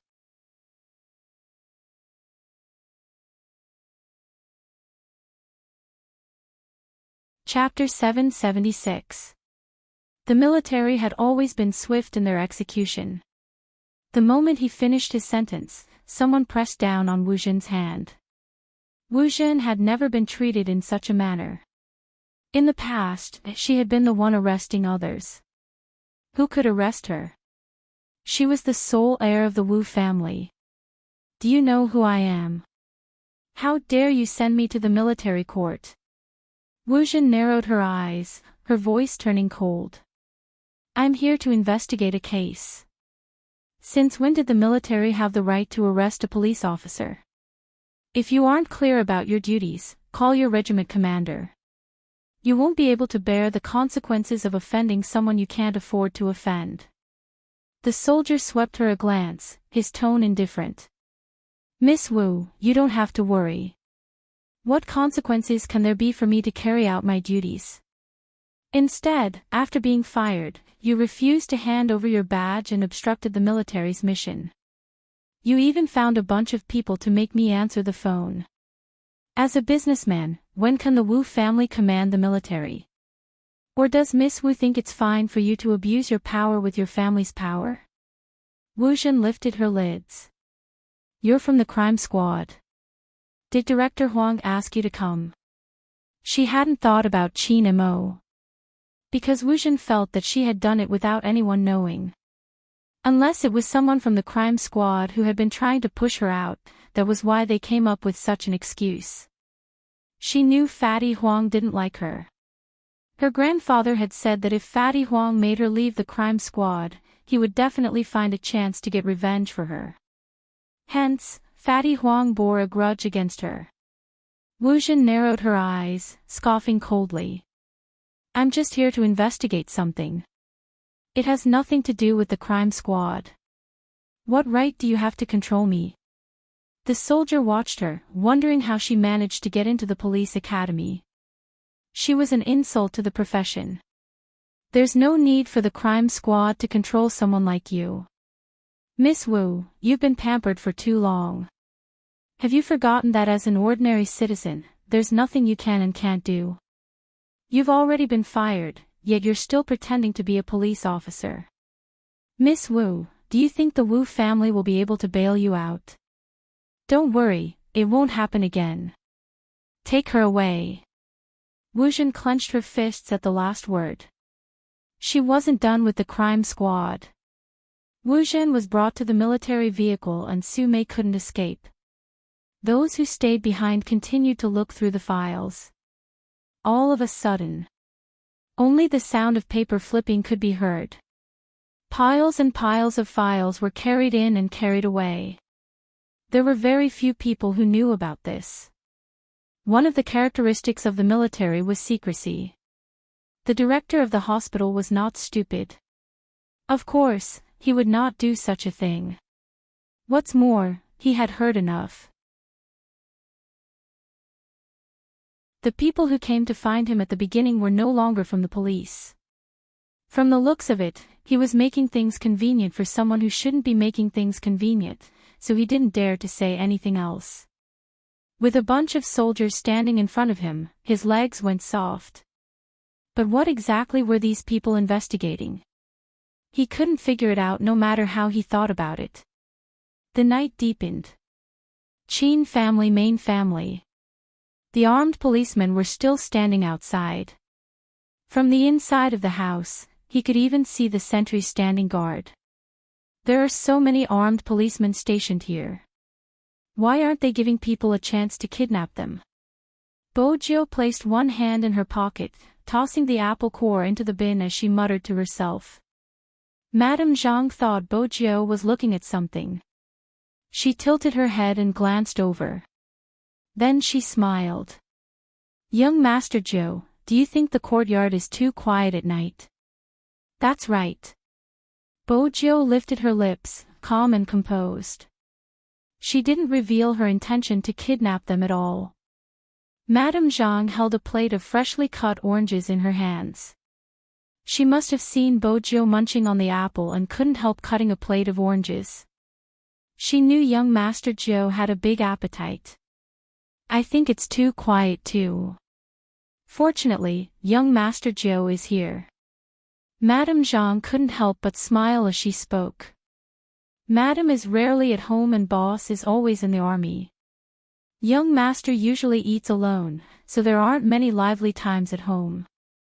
But it's different now that young Master Zhou is here. Young Master's appetite is obviously much bigger than before and he even smiles occasionally. Even though young Master doesn't say it, as a servant, I know that young Master likes young Master Zhou's presence. Even Madame is very grateful to young Master Zhou for accompanying young Master. After all, young Master's personality is indeed difficult to get along with, so I hope that young Master Zhou can be more forgiving in the future. Bojio took the oranges from Madame Zhang's hands and smiled lightly. Madame, don't worry. I'm the kind of person who knows what I'm doing. I know how Brother Mo treats me. Similarly, how important that person was to her. She knew it clearly. There were many things. She didn't want to scheme anymore and she didn't want to be on guard anymore. If it had been someone else, she would have made sure nothing would go wrong. But that was Qin Mo. That was the Qin Mo who had accompanied her for 3 years and 2 months when she was young. That was the Qin Mo who wanted her to kidnap him and leave without a care for anything else. That wasn't someone else. Bojio fiddled with one of the oranges.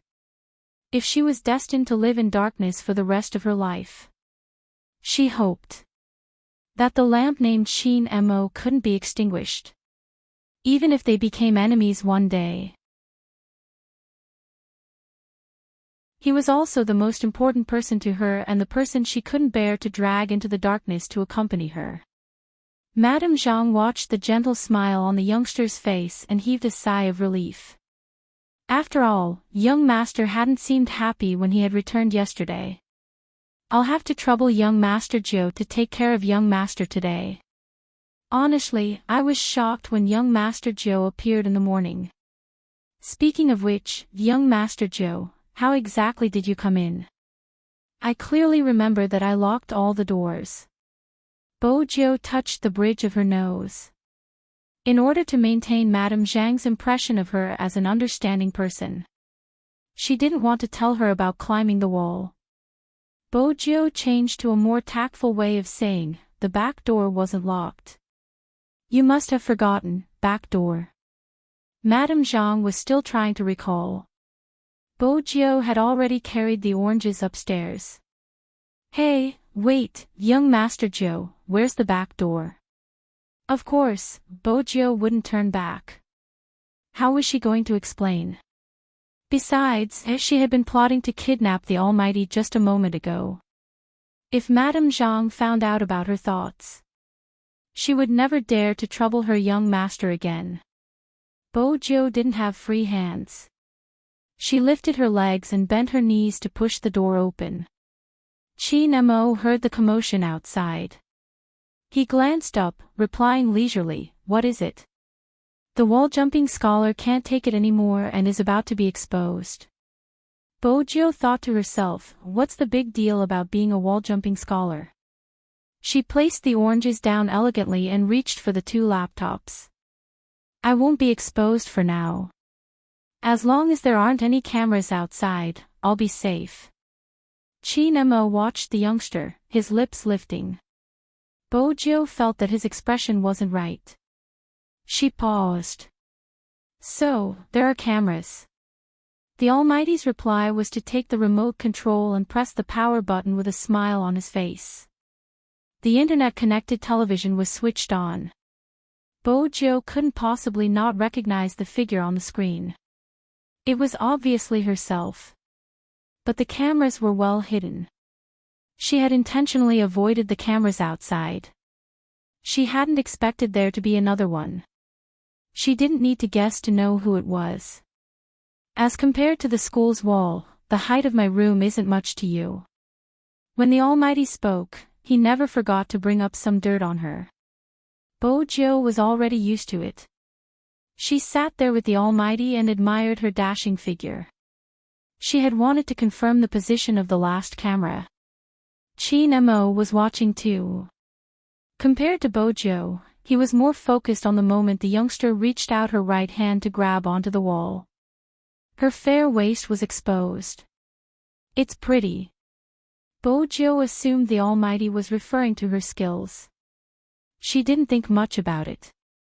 Since it was a dark history, she wanted to delete it.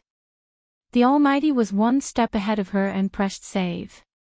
His action was very casual.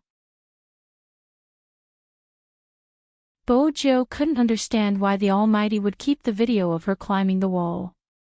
It seemed like he was collecting her dark history. For instance, the next time he called her a scholar. The Almighty had allowed her to watch the video. However, Bojiu was still too naive. The reason why Qin Mo kept the video wasn't just to leave dark history behind.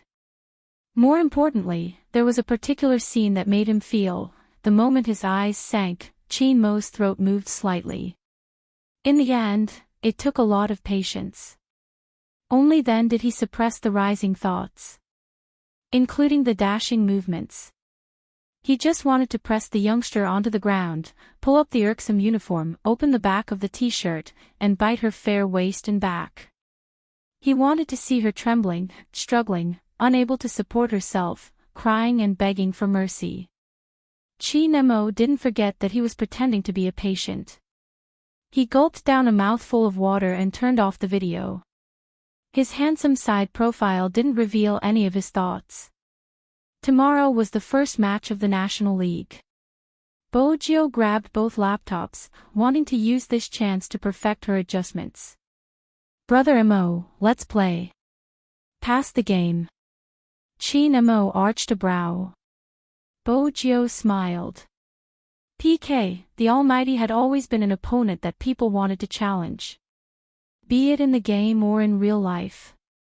Qin Mo swept the excited youngster a glance. I'm not playing. Why? Based on the way the Almighty had added her in the past, he didn't seem like someone who didn't want to win. Qin Mo watched her, his tone calm. Because I won't PK with someone I like. Bojiu hadn't expected such an answer. She stilled. She moved the laptop away.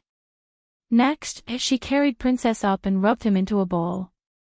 It wasn't easy to reply to the Almighty's words. Princess really wanted to bite him. F***ck, he wasn't a plush toy, he would have a temper if he rubbed him like that. Chinemo watched her actions, his lips curved upwards. He placed the laptop aside. Come over, take his temperature. Didn't I just take it? Bojo finally let go of Princess. Giving a male cat a pigtail was an insult to its bloodline. Princess was furious. He walked a few steps forward valiantly. When he realized his reflection in the mirror wasn't bad, he stopped clawing at Bojo. Chinemo glanced at his stupid cat before returning his gaze to Bojo's face. It's fine if you don't take my temperature. Go get a towel, my body temperature seems to be rising. Bojo immediately reached out to touch Chinmo's forehead. It wasn't hot. But even if it wasn't hot, she had to take good care of him. Her pet had always been weak and sickly since young. She pulled open his collar and placed the thermometer inside. Bojo took a closer look and realized his face hadn't recovered. His lips were still pale. Almighty Chin had put in a lot of effort to make himself look weak. One of them was the art of expressing one's emotions. He looked at the person in front of him, so clean that he could almost see the layers of fur. Her posture was one that he was satisfied with. He couldn't help smiling. When Bojo saw the smile, she was reminded of Madame Zhang's words. She suddenly had the urge to confess everything. But Bojo knew better than anyone else. The issue between them had never been a matter of gender. One of them was in the light while the other was in the dark. He had his own rules. She had her own protection. Just looking at the Almighty, Bojo would always be reminded of the time when she wanted to buy him. Even though she knew she couldn't have him, she still wanted him. But Bojo understood. She couldn't touch someone like the Almighty so easily. Of course, she couldn't bear to touch him. She wouldn't let go of anyone who touched him. In reality, Bojo didn't just nibble on an apple when she went downstairs. More importantly, he was communicating with Lawyer Bai. As a lawyer, regardless of how young he was, he would always have his own way of hearing things from the past. Including the Almighty's hand injury. Lawyer Bai was indeed reliable. In less than a minute, he replied, "You have to pay more for the Chin family's matter." Sure. As long as she could find out what exactly happened. The international serial murder case. Lawyer Bai's message was short but every word was useful. All the information has been sealed. If you want to find out more, you will have to hack into the crime squad system. Everything about Chinemo isn't ordinary, especially his past. I advise you not to investigate him casually, it's hard to say how deep his waters are. Bojo chuckled. My waters are deep too, I'll send you the money when I get home and give you preferential terms. Lawyer Bai, are you going to dismiss me with just one sentence? MH. Lawyer Bai's tone didn't change. Special forces, that's all I know. From a lawyer's perspective, the case wasn't handled perfectly because Chinemo misunderstood someone. But no one knows why he jumped into the water to save a criminal. This is an international case and it's hard to investigate the cause of his injury. You can only rely on analysis. But there is one thing, ever since that day, he hasn't been involved in the crime squad, he has been playing esports and managing the Chin group. Lawyer Bai's tone didn't change at all. Lawyer Bai's tone didn't change. This meant that the case was a knot in the Almighty's heart. As long as she knew the details of the case, she would be able to find out why the Almighty's hand was injured. Bojo lowered her lids, still looking like the youngster. But there was only one thought in her mind.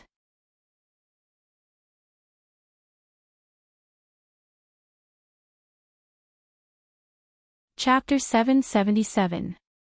The Almighty's call interrupted Bojo's thoughts. But this time, it wasn't news from the special forces. Instead, it was from the crime squad. The words Little Huang flashed on the screen. Bojo glanced at the caller ID, her hand pausing as she wondered who it was. For the Almighty to give her such an adorable nickname. Unexpectedly, the Almighty picked up the call calmly. "What's up?" The person on the other end of the line replied calmly, "Something big."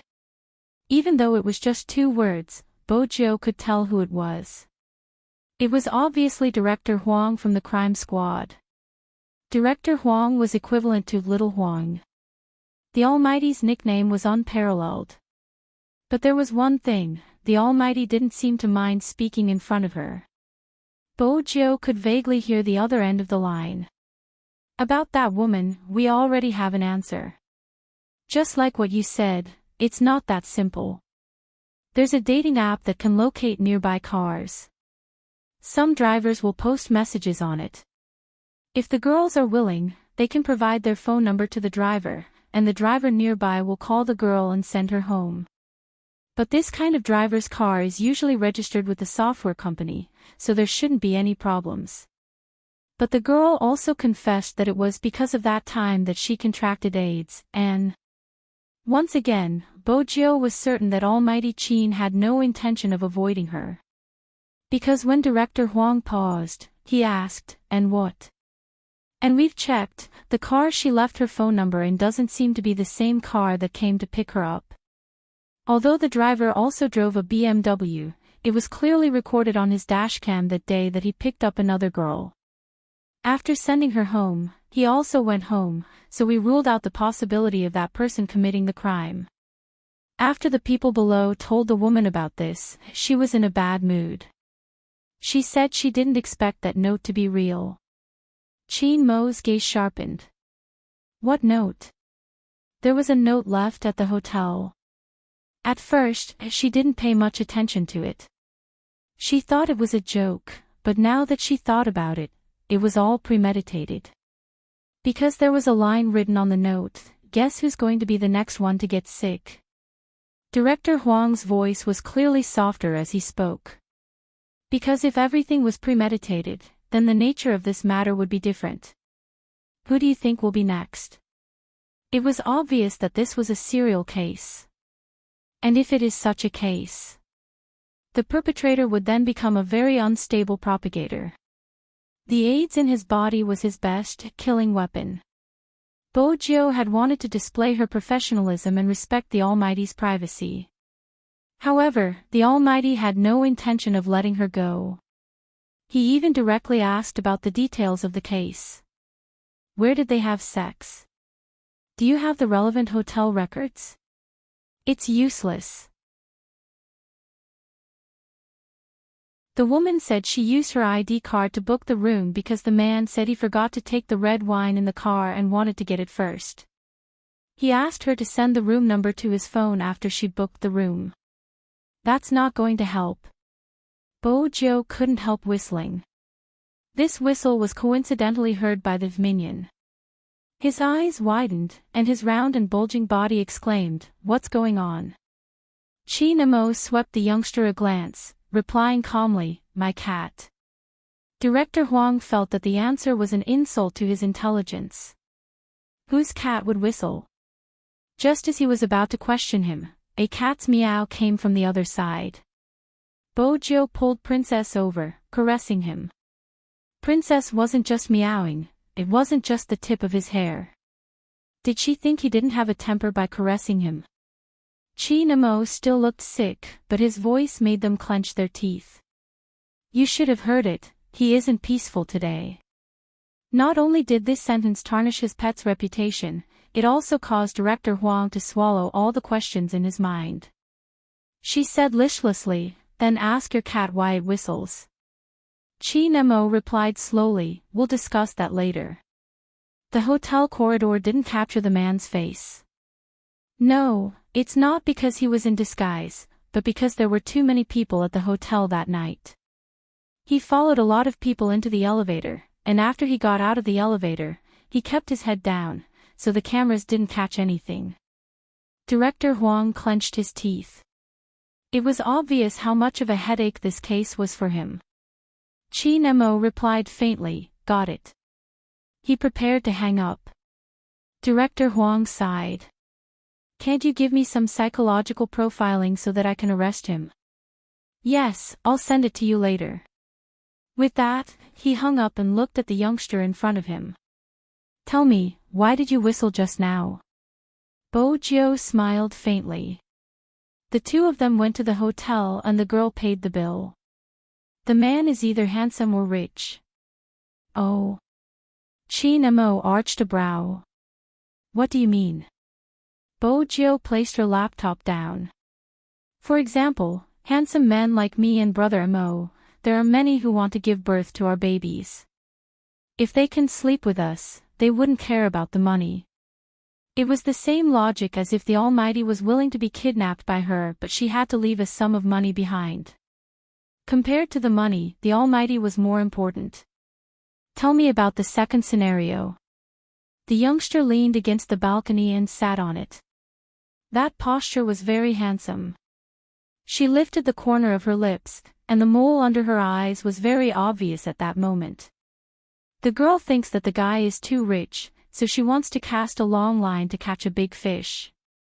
That's why she doesn't care about the small things, because she thinks that the guy will give her more than that. Brother Mo, you're a psychology major, so you should be able to guess what I'm saying.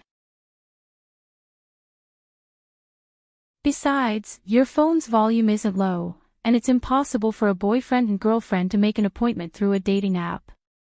So, the first thing to eliminate is the possibility of an intimate relationship between the two of them. That leaves only handsomeness and money to make the girl pay for a room, but I guess the latter is more likely. Chi Nemo glanced up, gesturing for the youngster to continue. Bo Jio tilted her head, exuding the devilish aura of a playboy. If I was the one getting a room with a girl, I definitely wouldn't think of bringing red wine. This is the style of a rich person, driving a luxurious car with a bottle of good wine. It would be best if the clothes on her body were expensive as well. That way, more people would be hooked since some girls care about such things. I'm guessing that the victim must have a strong sense of pride.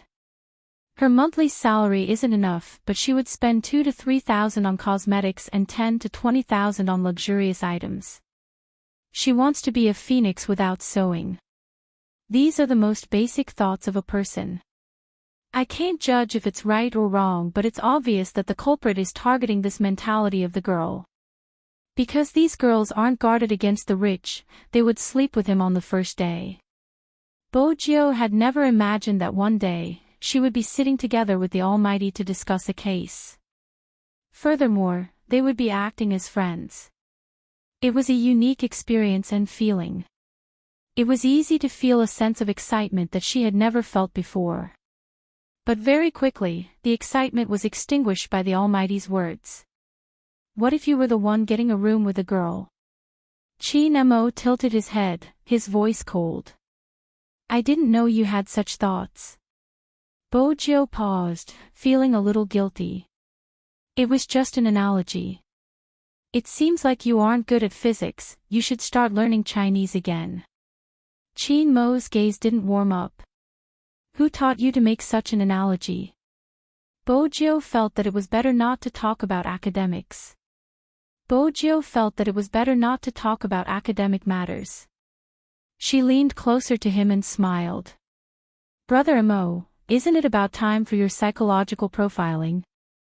Since she had taken care of him for the past 2 days, Chi Mo's coldness dissipated. The culprit is between 25 and 35 years old. He isn't very handsome, but he isn't ugly either.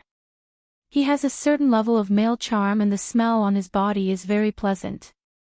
He is also very particular about his clothes, clean and rich. He has a certain amount of free time and is extremely hostile towards vain women. He is unmarried. Bo Jio had only guessed that the culprit was clean and rich. How could the Almighty have guessed so much? The smell on his body is pleasant. How could he have guessed that? It was understandable that he wasn't married since married men would create a sense of distance. From Bo Jio's perspective, the culprit was also unmarried.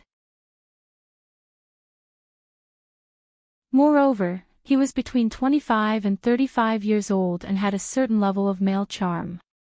Bojo had also guessed that he wouldn't be ugly. For instance, if he had a big belly like Director Huang, no matter how rich he was, girls wouldn't be willing to ride in his car or fork out money for him. Hence, the culprit definitely wouldn't look bad. In fact, his facial features were perfect and would be easy to spot. But the smell. Chi Nemo lowered his lids to look at the youngster's furrowed brows. The silver hair on the top of his head was fluffy. Chi Nemo lifted the corner of his mouth. Seems like the wall-jumping scholar isn't good enough. You didn't learn some knowledge in biology class. When a man and a woman are first attracted to each other, other than appearance, the scent they emit. Otherwise, why would some people take a shower before doing it? MH. Bojo didn't know how to reply. She pulled Princess over and started to caress him. Who would learn such things in biology class? Besides, other than the Almighty, no one would use such a method to analyze a case. This is going to be a troublesome serial case. It's obvious that the culprit's IQ isn't low. He's thought through everything thoroughly. I'm guessing that the original phone number has become a useless number that no one picks up. Bojo's efforts weren't in vain. Chi Nemo sat on the pure white bed, his brows arched. Director Huang didn't mention anything about the phone not being able to reach him. I guessed. Bojo didn't avoid Chi Nemo's probing. It's simple. If I were the culprit, I would prepare some tools. Every time I make an appointment with someone, the SIM card for the day would be rendered useless. After changing to the next target, I would use a new number to contact them. Even though the official SIM cards are all registered with real names, there are still ways to get one that doesn't require one's real name. The car plate would probably be tampered with as well, something that can be learned with a little money. Besides, the culprit would only appear on weekends when traffic is heavy. It wouldn't be hard to pass it off as real. Chi Nemo fiddled with the lighter, his voice calm. Not a bad theory and concept for the culprit. Such a compliment was enough to make one break out in cold sweat. If it had been anyone else, they would have felt guilty. Bojo knew she couldn't back down at this moment. With the experience from the previous live stream, it is indeed easy to guess. There was a smacking sound. Chi Nemo kept the lighter, smiling at the youngster. You are hinting that the culprit isn't a newbie. It's never tiring talking to Brother Mo. Bojo threw herself onto the bed, placing her arms behind her head. She knew the Almighty wasn't suspecting her anymore and could focus on the case. But I can't eliminate the possibility that someone is teaching him to do it. Before she could finish, Chi Nemo spoke. He might be sick, but he was still behaving like a rich young master, exuding an aura of abstinence. Bojo chuckled lightly. That was indeed what she wanted to say. It's a dating app, the messages are public but the girls' phone numbers aren't. Of course, it's easy for us hackers to find out, but it isn't easy for an ordinary person. This time, Chi Nemo didn't reply. Instead, he reached for his phone and dialed. Once again, Bojo saw the words Little Huang. She wanted to know what Director Huang's thoughts would be after he found out about his nickname. Director Huang couldn't be bothered about that now. When he saw that it was Chi Nemo, he was filled with excitement. Is the answer out? Serial murder case. Chi Nemo's voice was calm and emotionless. The mastermind is Z, it wasn't just Director Huang. Even Bojo stilled. Z was the mastermind. Bojo arched a brow. That theory, combine the maiden's sacrifice and this case into one. Chi Nemo's gaze was heavy. I will send the psychological profile of the culprit to your email. Find the culprit according to the criteria. I don't care how you do it, tell the public not to make casual appointments. Director Huang replied, "That's easy to say, but aren't you overthinking this matter? The maiden's sacrifice was initiated through the forums, but this time, it's through an app. I don't think they're the same. Both cases are carried out through the internet and the victims are all female. All of the culprits' information will reveal their psychological activities and they are all related to sleeping. The only difference is the method of sleeping, but the nature is the same. Most importantly, no culprit would leave a note to inform the public that he is the culprit so that the police can find him faster. This is Z's second challenge to the crime squad." Qin Mo's every word seemed to hit the nail on the head. Director Huang's jaw dropped and he scratched his head. He scratched his head again. "This is clearly a challenge to you. Our key case investigation unit has been implicated because of you. Don't make a move after you lock onto the target. I will send someone to contact the culprit and find Z." Qin Mo hung up once he was done. He didn't give little Huang a chance to react. Bojiu felt that it was time to recommend herself. "Brother Mo, what do you think about me contacting him? My hand speed isn't bad." Since it concerned her impersonator, she had to be more proactive. Qin Mo kept his phone, replying lazily, "No." "All right." In that case, she could only follow the people from the key case investigation unit. She respected her pet's decision. But it wouldn't clash with her methods. Qin Mo tilted his head and glanced at the youngster lying beside him. His tone carried a hint of warning. "Behave yourself. If I catch you again, you should know the consequences." "Brother Mo, where's the trust between humans?" Bojiu sighed deeply. "It has been a long time since I've messed with the internet." Do you know what it means to a hacker? It's the world of lousy hackers. Even though he knew the youngster wouldn't be telling him the truth. The corners of Qin Mo's lips lifted when he saw the depressed look on her face. Bojiu lifted her lips, hopping off the bed to take a shower, but she didn't forget to bring her phone. She closed the bathroom door. The first thing she did was to turn on the noise-canceling shower. Amidst the sound of the shower, the youngster lowered her lids, her long fingers pressing on the screen. Her dark eyes were unprecedentedly bright, the letters turning into strings of words. "Follow the crime squad member, hunting operation commencing, Z." She raised her hand and sent the message. Bojiu tugged off her uniform. The next thing she heard was the sound of water splashing. It was dark outside the window. But for the esports players, they could only feel it when they played at night. Ding! The sound of an email rang. Watanabe glanced at the person reading a comic on the floor behind him. "Vice Captain, your phone is ringing."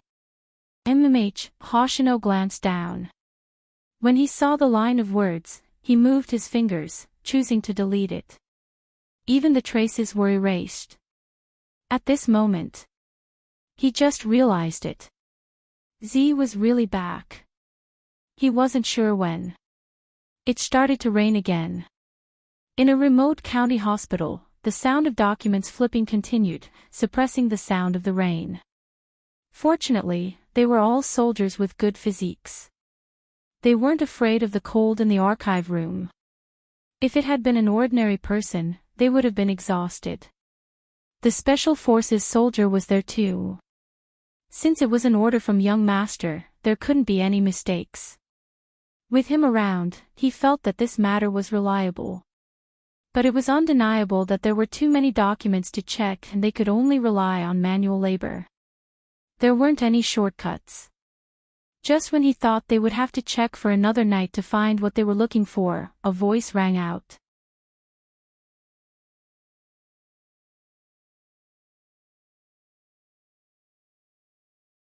Chapter 778. The night sky was accompanied by a light drizzle, each drop sending chills down one's spine. Su Mei and Wu Zhen, who were sitting in the back row, had never suffered like this before. The former claimed to be cultured, but she had always been a mistress and enjoyed the pleasures of a ready-made woman. The latter's background meant that she wouldn't suffer much. Sume was still wearing a dress. She hadn't felt cold since she had been in a heated room previously. Now, she was a little irritated from the cold. The garrison in this small place wasn't the same as some of the well-known troops. It was really an insanely poor place. At the thought of how He Honghua had given birth to the little bastard who had been at odds with her, Sume felt indignant. Sume's heart was filled with unwillingness. Why was a country bumpkin living better than her? She was a highly educated person. Sume wasn't the only one who couldn't sit still in such a situation. Even Wu Zhen's expression was extremely ugly. What was the crime squad trying to do? Why did they have to stare at her? She would be able to get her police badge back in a month. With this ruckus, it would definitely be difficult for her to be transferred to the same rank. The most important thing was the secret. Wu Zhen narrowed her eyes, sweeping a glance at Sume, who was still throwing a tantrum. What exactly is it that makes you think you can take down that ungrateful gay from the Fu family? Now that things have come to this, can't you give me an answer now? Sume looked up and paced back and forth before saying, I always felt that He Honghua had a problem. At that time, she was still a shareholder of the Fu Corporation and had the right to enjoy a good environment for childbirth, but she just disappeared for 3 months and chose to give birth in a small county town.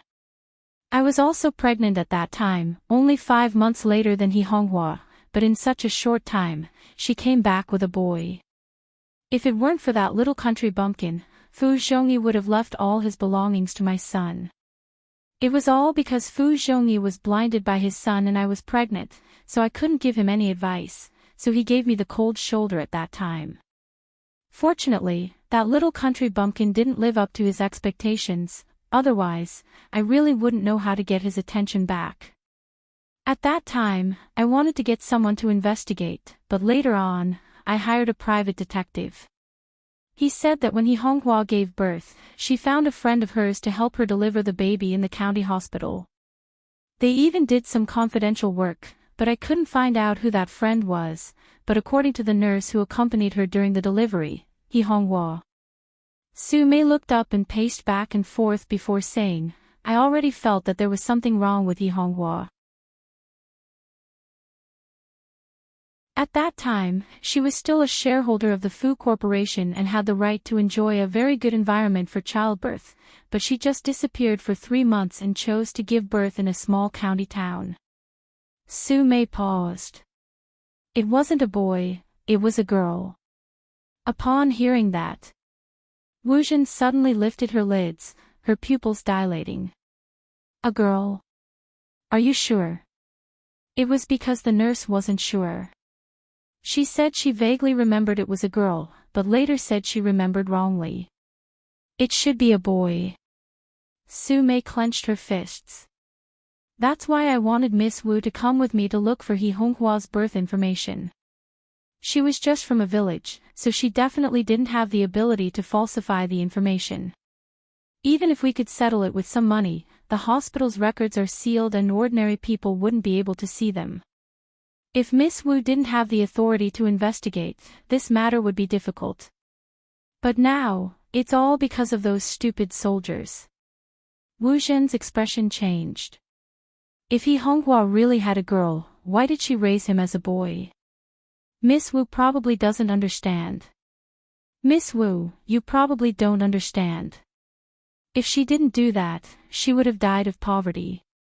Fu Zhongyi is a nouveau riche after all. That's how the villagers think. The eldest son is the most important. Once they have a son, they won't think about getting a divorce. If Miss Wu saw how happy Fu Zhongyi was at that time, you would understand why He Honghua did that. If it were me, I would have done the same. Sume sneered, He Honghua, that country bumpkin, usually pretends to be careless and doesn't speak according to the situation, but I didn't expect her to be so scheming. She has been trapping me for almost 18 years. Once that little bumpkin comes of age, the entire Fu Corporation will be taken over by them. I was about to succeed, but who knew that the little bumpkin had secretly bought so many shares of the company? Now, not only has my brother been removed from the board of directors, even I can't go to the company, leaving only old Fu to deal with Yi Honghua and those stubborn old fogies who have no idea what's going on in their minds. They insist that they shouldn't do anything dishonorable for the sake of the kindness they have shown in the past. What's the point of being a company owner? It's fine as long as they can maximize their profits. I've already ground down those people who don't know what's good for them, but that little bumpkin just had to show up. I really didn't expect that he would come back from the ashes. Now, this is the only way to bring that little bumpkin down. If he's really a girl, he'll definitely be eliminated from the national contest because of his fake identity. At that time, not only will he not have a share in the company, but his fans will also join forces to scold him. After all, ever since that little bumpkin came out, there has been a lot of bad news about him. Wu Jin understood everything Su Mei said. And if the gay was really a girl, Brother Mo wouldn't treat him the way he did now. At the end of the day, the gay could be so arrogant and stay by Brother Mo's side because he was a guy. Brother Mo wouldn't have his guard up against him. But at the same time, Brother Mo hated women's deceit, especially this person who used such a disguise to get close to him. The outcome was obvious. Wu Jin couldn't wait to tell Qin Mo about it. Su Mei was still vexed. If only we had arrived a day earlier, we would have gotten the files. So what if we didn't get it? Wu Jin's eyes dimmed. You should have told me earlier. That way, she would have had something to talk to Brother Mo about. Moreover, from the looks of it, Wu Jin felt that there was a 50% chance that the gay was a girl. But she didn't know what kind of girl was so hateful. Especially her craftiness. And her usual behavior. She couldn't think of anything like that. However, there was one thing, even if there was none. She could create something for him. Su Mei knew that Wu Jin wasn't happy. She didn't want to offend her, so she said gently, I really didn't know anyone would dare to go against the Wu family, so, go against the Wu family. Wu Jin interrupted her with a smile. Just based on these people. Madam Su, you must have heard of my grandfather's connections. Just wait, I spoke to my grandfather long before we were sent here. He will think of a way to get you out with me. We will be back in Jiang City by tomorrow morning, just in time for the National League. When the time comes, she would tell Brother Mo. That gay's fate had come to an end. Su Mei heard Wu Jin's words, her discomfort disappearing completely. Miss Wu is really thoughtful. As long as the Wu family's connections were there, what was there to be afraid of?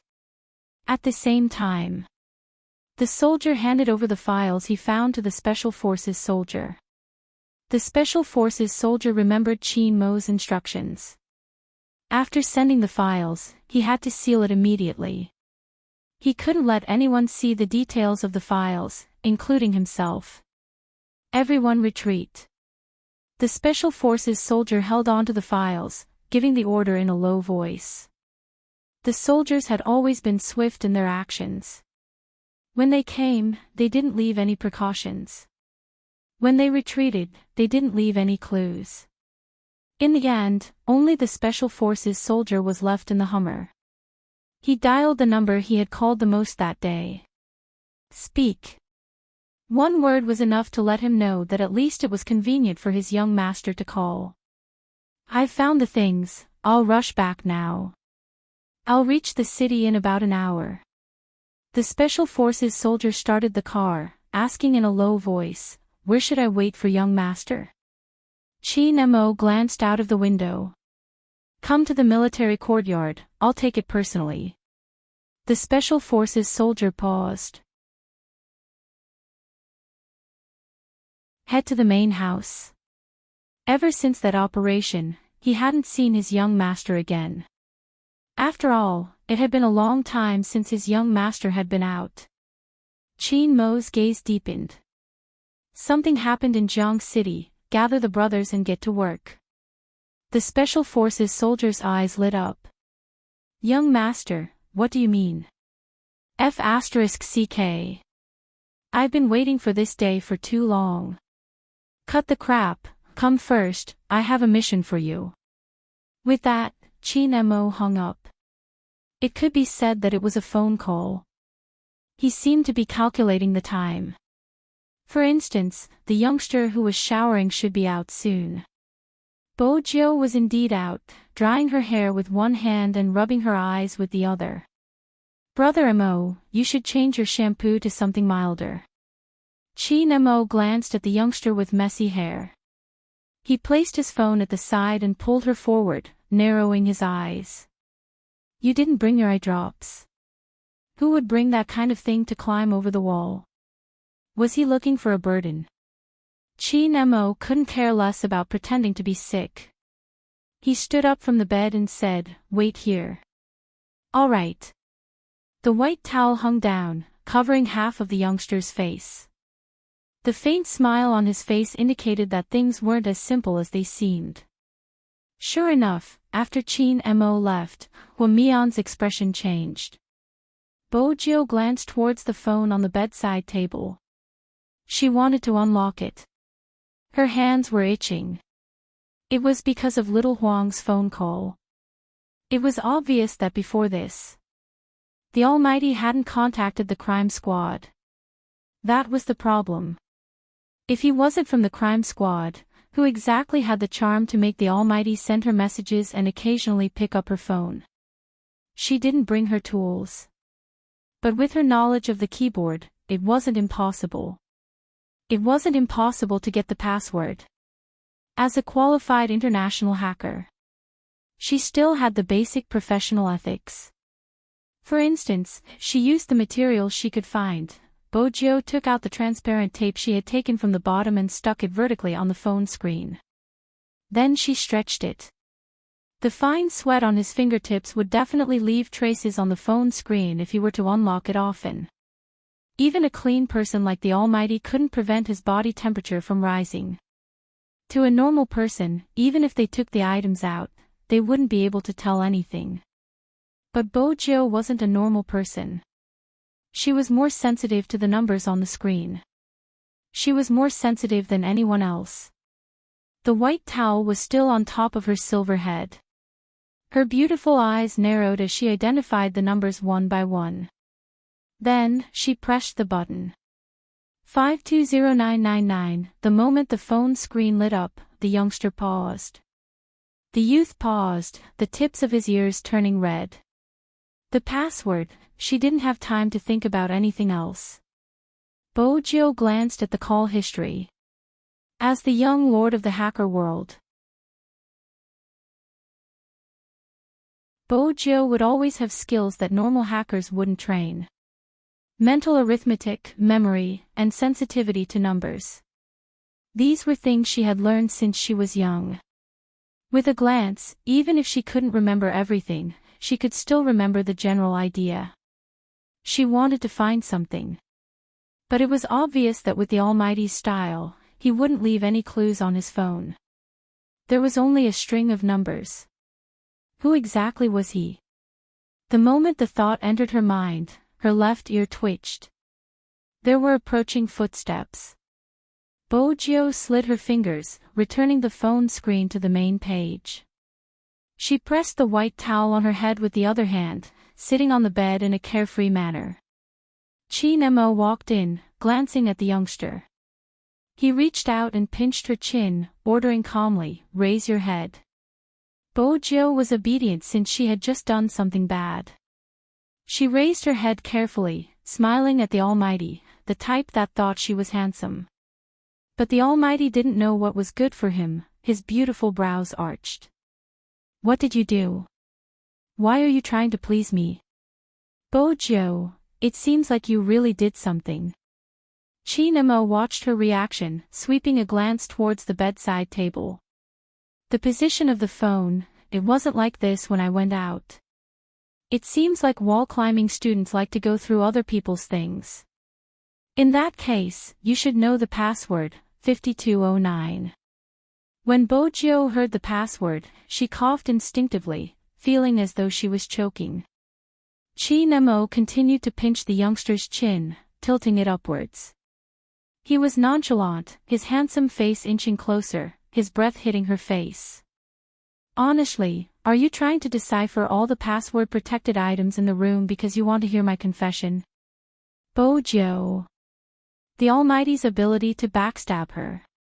I clearly returned it, Bojo muttered. She really couldn't tell which part of the phone had moved. MMH. Chi Nemo turned, his fair fingers pointing. It's about a centimeter away. Bojo. That little distance. You wall-climbing students won't be able to tell. Chi Nemo didn't forget to attack her. After all, it's the difference in distance and to a certain extent, it has to do with physics. Bojo was completely listless. Chi Nemo was still sizing the youngster up, chatting casually. How did you decipher the password? Bojo had lost all hope in life. When the eye drops landed on her eyeballs, she felt a stinging pain.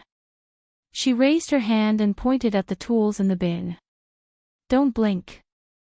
Chi Nemo fixed the youngster's face, not forgetting to sweep a glance over.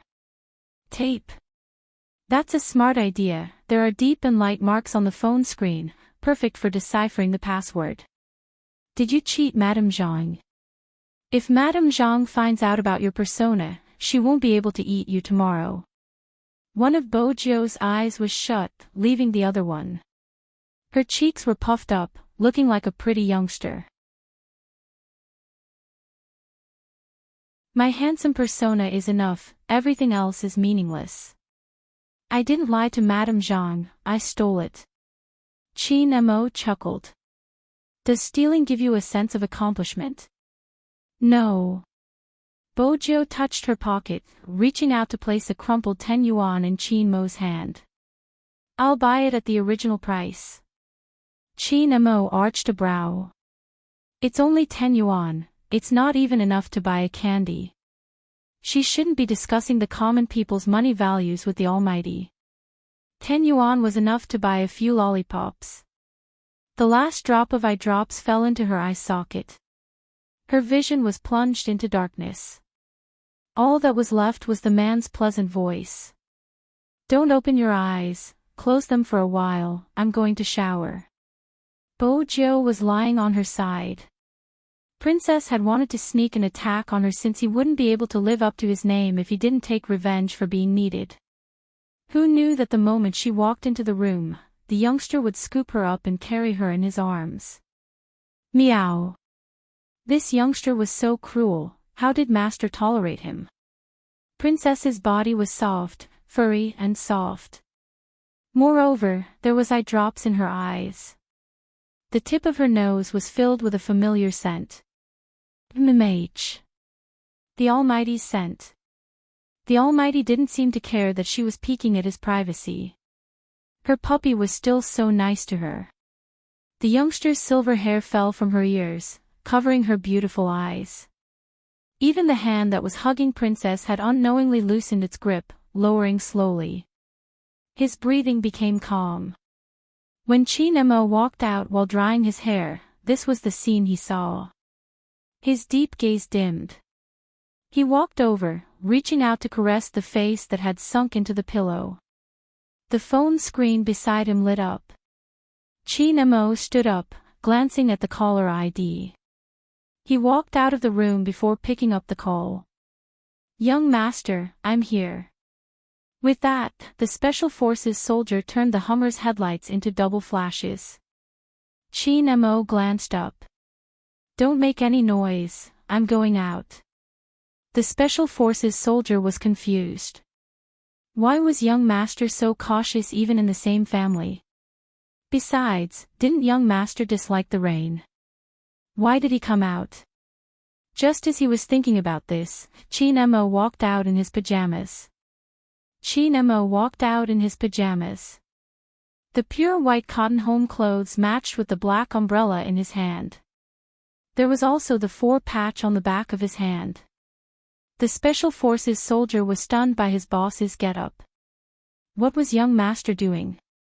Was he pretending to be a sick rich young master? Chi Nemo didn't waste his breath, pulling the car door open and entering. File. The Special Forces soldier handed the file over. It's sealed, no one has seen it before. Chi Nemo took it. He didn't say a word, his long slender fingers flicking through the file. It was a detailed report of the pregnant woman, her name and age included. It was obviously He Honghua when she was young. Chi Nemo's indifferent gaze swept downwards. Suddenly, that pair of eyes, which had always been calm, actually shook violently.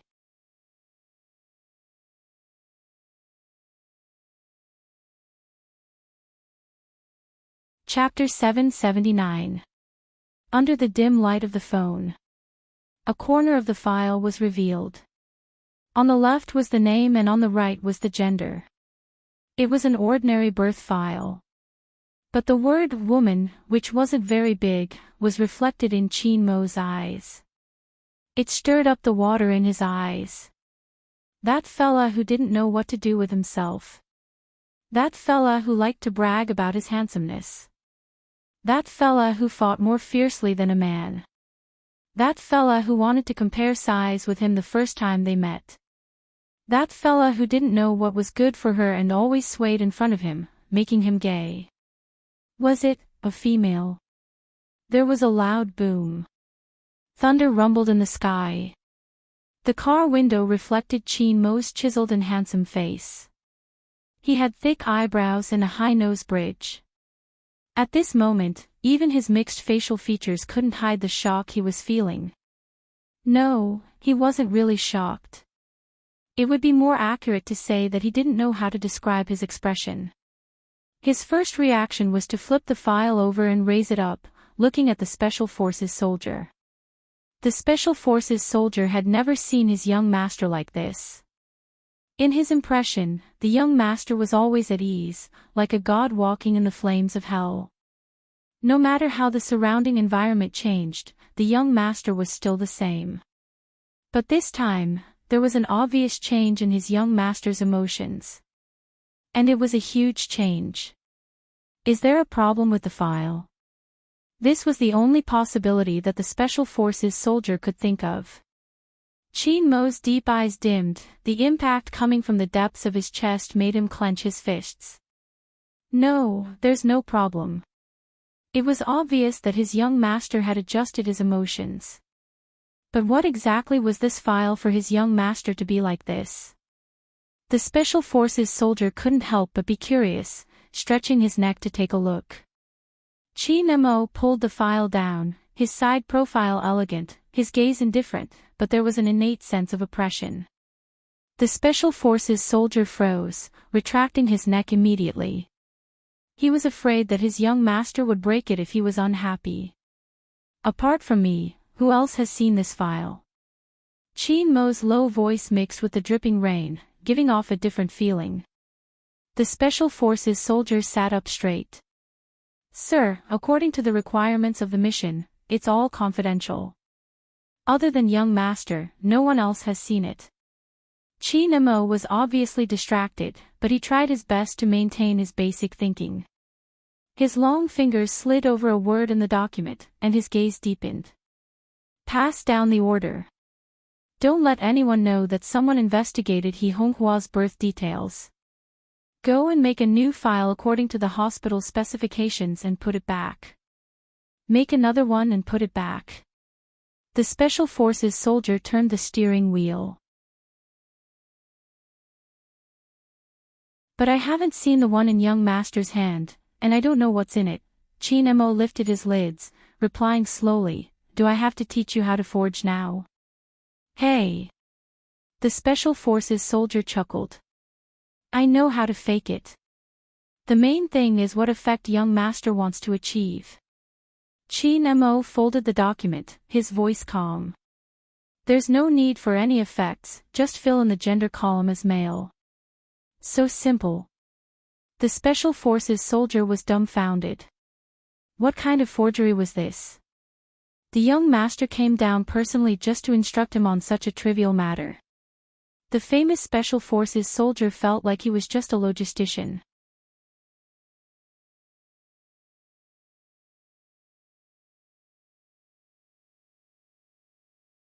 Chapter 780. The soldier's eyes lit up when he heard the last part. He was finally energized. It seems like you're really going to make a comeback. Chin Mo didn't speak. His eyes were still on the paper in his hands as though he was confirming something. The soldier wanted to say something, but Chin Mo had already pushed the car door open and walked out. He held a pure black umbrella over his head and the rain poured down. No one could see Chin Mo's expression under the umbrella. The paper crumpled in his palm bit by bit. Under his black hair were eyes as deep as the sea. Until now, the unusual throbbing in his chest hadn't calmed down. Even his breathing was filled with white air. Madame Zhang saw her young master standing outside. She hurriedly put on her jacket and wanted to rush out. But before she could move, Chin Mo had already walked in. Chin Mo had already walked in, the closed umbrella dripping with water. Whether it was his shoulders or his black hair, there were still traces of moisture. At first, Madame Zhang thought it was because of the rain. That was why young master was in a bad mood. But after a closer look, she didn't see anything bad. Because she could vaguely see the corners of his lips lifting. There was an indescribable ruthlessness and playfulness. He looked as though he was going to teach someone a lesson. But he wasn't really angry. Instead, he chuckled. When his black hair fell down, he looked unusually handsome. Madame Zhang was confused. Why was she getting more and more confused about young master's thoughts? Was there something good? Or was there something bad? Chin Mo didn't go upstairs immediately. Instead, he took the lighter from the coffee table. He tilted his head and lit a cigarette. The feeling of abstinence grew stronger as the smoke lingered.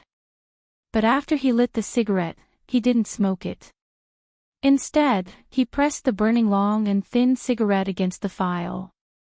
Chin Mo was different from any other time. The aura of a warlord's young master was revealed. There were armed soldiers stationed in the courtyard. Chin Mo's home attire didn't seem out of place at all. His indifference didn't hide his dominance. Perhaps only the Chin family could do this. In the flames, before the cigarette was finished, the file had already burned to ashes. Madame Zhang watched from the side without saying a word. In such a family, everyone knew that the burning of some letters couldn't be questioned. Chin Mo held the cigarette with one hand. His posture was indescribably elegant. But his thoughts weren't elegant at all. He should have taken that guy long ago.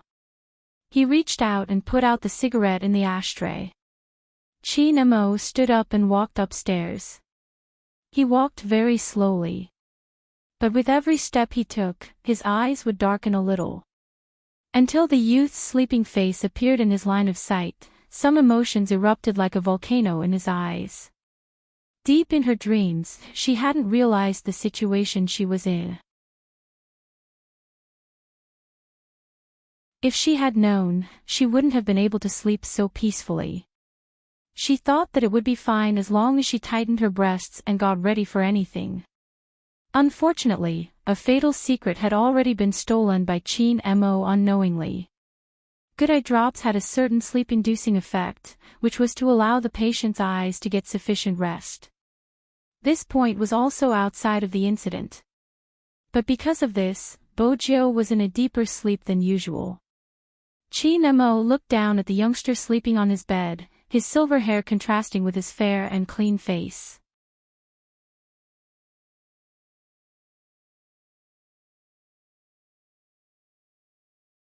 Chapter 781.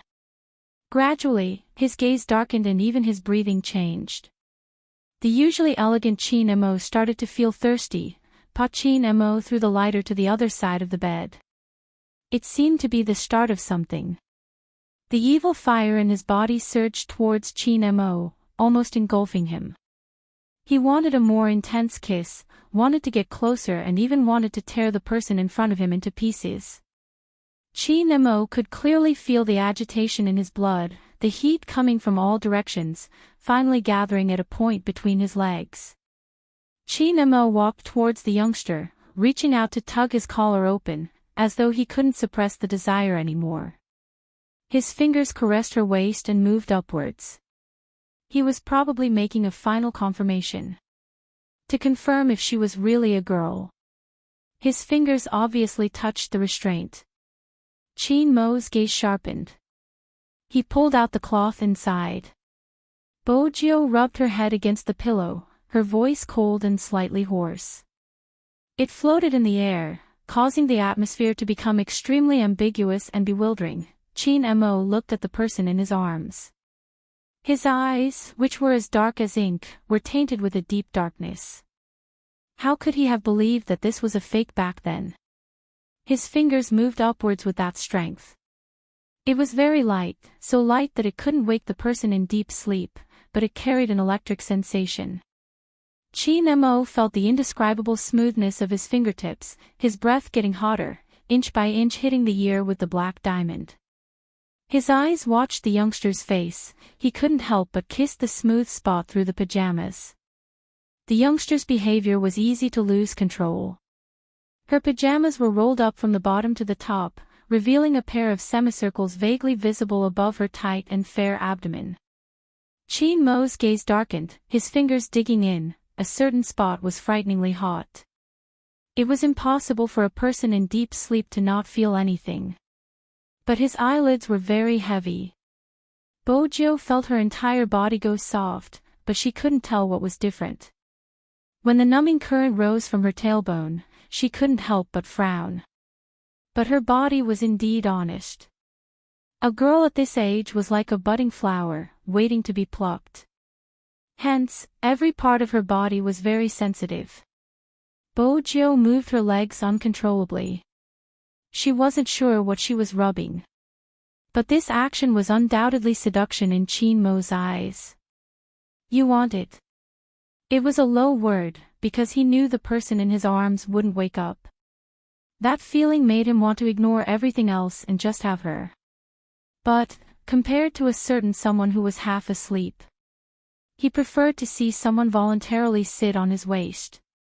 Especially when she begged him with her raspy voice, saying that she couldn't take it anymore. Chi-Nemo's throat tightened. His fingers slid downwards, locking onto her thighs. Through the not-so-thick pajama pants, the youngster who wanted to rub against him felt his scalding heat. Just like that, he rubbed against her inch by inch. He didn't know how long it had been before he pulled away and entered the bathroom with a dark look in his eyes. This time, he didn't even remove his pajamas. The cold water splashed on his head, but no matter how hard he tried, it couldn't extinguish the swelling because of a certain someone. He couldn't recall the scene he had seen just now. That annoying look of hers, her pajamas rolled up from her waist, revealing her fair skin, messy hair, slightly opened lips, and furrowed brows. That expression only made him want to destroy her even more. The only flaw was that her eyes were closed.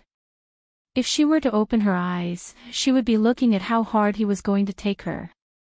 Her eyes, which had always been clear and distinct, would definitely widen and be filled with seductive tears. Chi-Nemo raised his head, his slender neck stretched, like the wildest and most beautiful beast. He recalled the expression the youngster had when she had helped him, his hands moving faster. The water from the shower flowed down, outlining the perfect lines of the man's back. Every part of him was filled with strength. Just like that, Chi-Nemo leaned against the bathroom wall, allowing the water to diffuse into the air. He waited for the water to heat up. When the water turned hot, his entire body was already drenched. He reached out to press the hair on his forehead that had fallen along with the water. His eyes were deep and captivating. There was a type of person who could exude a fatal sexiness when they were so handsome that they were self-deprecating. Without a doubt, Chi-Nemo was that type of person. But the heat took too long to subside. When he came out again, it was already half an hour later. He walked towards the youngster again. He reached out and restored everything to its original state, including the youngster's pajamas and buttons. Qin Mo's restoration ability was stronger than anyone else's. It could almost be said to be exactly the same. Poor Bojo. She didn't know that for a whole 20 minutes, Qin Mo had been trying the dessert in front of him. Which meant that Qin Mo didn't intend to expose the secret. Not only did he not expose it, all the decisions he made were to help the youngster continue to keep this a secret. He had made up his mind to turn gay. Who would have thought that the person who turned him gay was a woman? Since a certain someone liked to play hide and seek with him. Then he would play with her properly. But this time, his trump card was in his hands. Qin Mo lifted the corners of his lips, full of evil intentions. Bojo didn't know that so much had happened after hugging Princess to sleep. She even flipped over. Qin Mo arched a brow, as though he had thought of something. He took out his phone and took a photo of the sleeping youngster. In the end, he felt that it wasn't a good photo. Because the collarbone was exposed. He reached out and covered the blanket. Next, he lay on it, raised his phone high, and pressed the photo button. After the photo was taken, he logged into his official Weibo and posted a few words. Such a dessert, I really want to eat it all. In an instant, there was an uproar. Ah, Almighty Qin actually sent a message in the middle of the night, this isn't normal. F***ck, this sleeping photo, I'm drooling. It's so gay. No, I remember that the tour for the National League hasn't started yet, why is Almighty Qin and Little Spade in the same room? The person above is so stupid, the Almighty sent this photo to say that even if he isn't participating in the competition, he can still sleep with Big Spade. This is daily life. A daily public display of affection. Declaring sovereignty. Their relationship is so good in private. Am I the only one who cares what the dessert is? There isn't any dessert in this photo. You're tuning into the LoveLore Library YouTube channel. We're so grateful for your support and don't forget to subscribe to join us on this incredible journey through captivating stories. Your generosity through donations truly makes a world of difference, as it's the primary source of revenue that allows me to expand and enhance this channel for you. Thank you from the bottom of my heart for being a part of this adventure.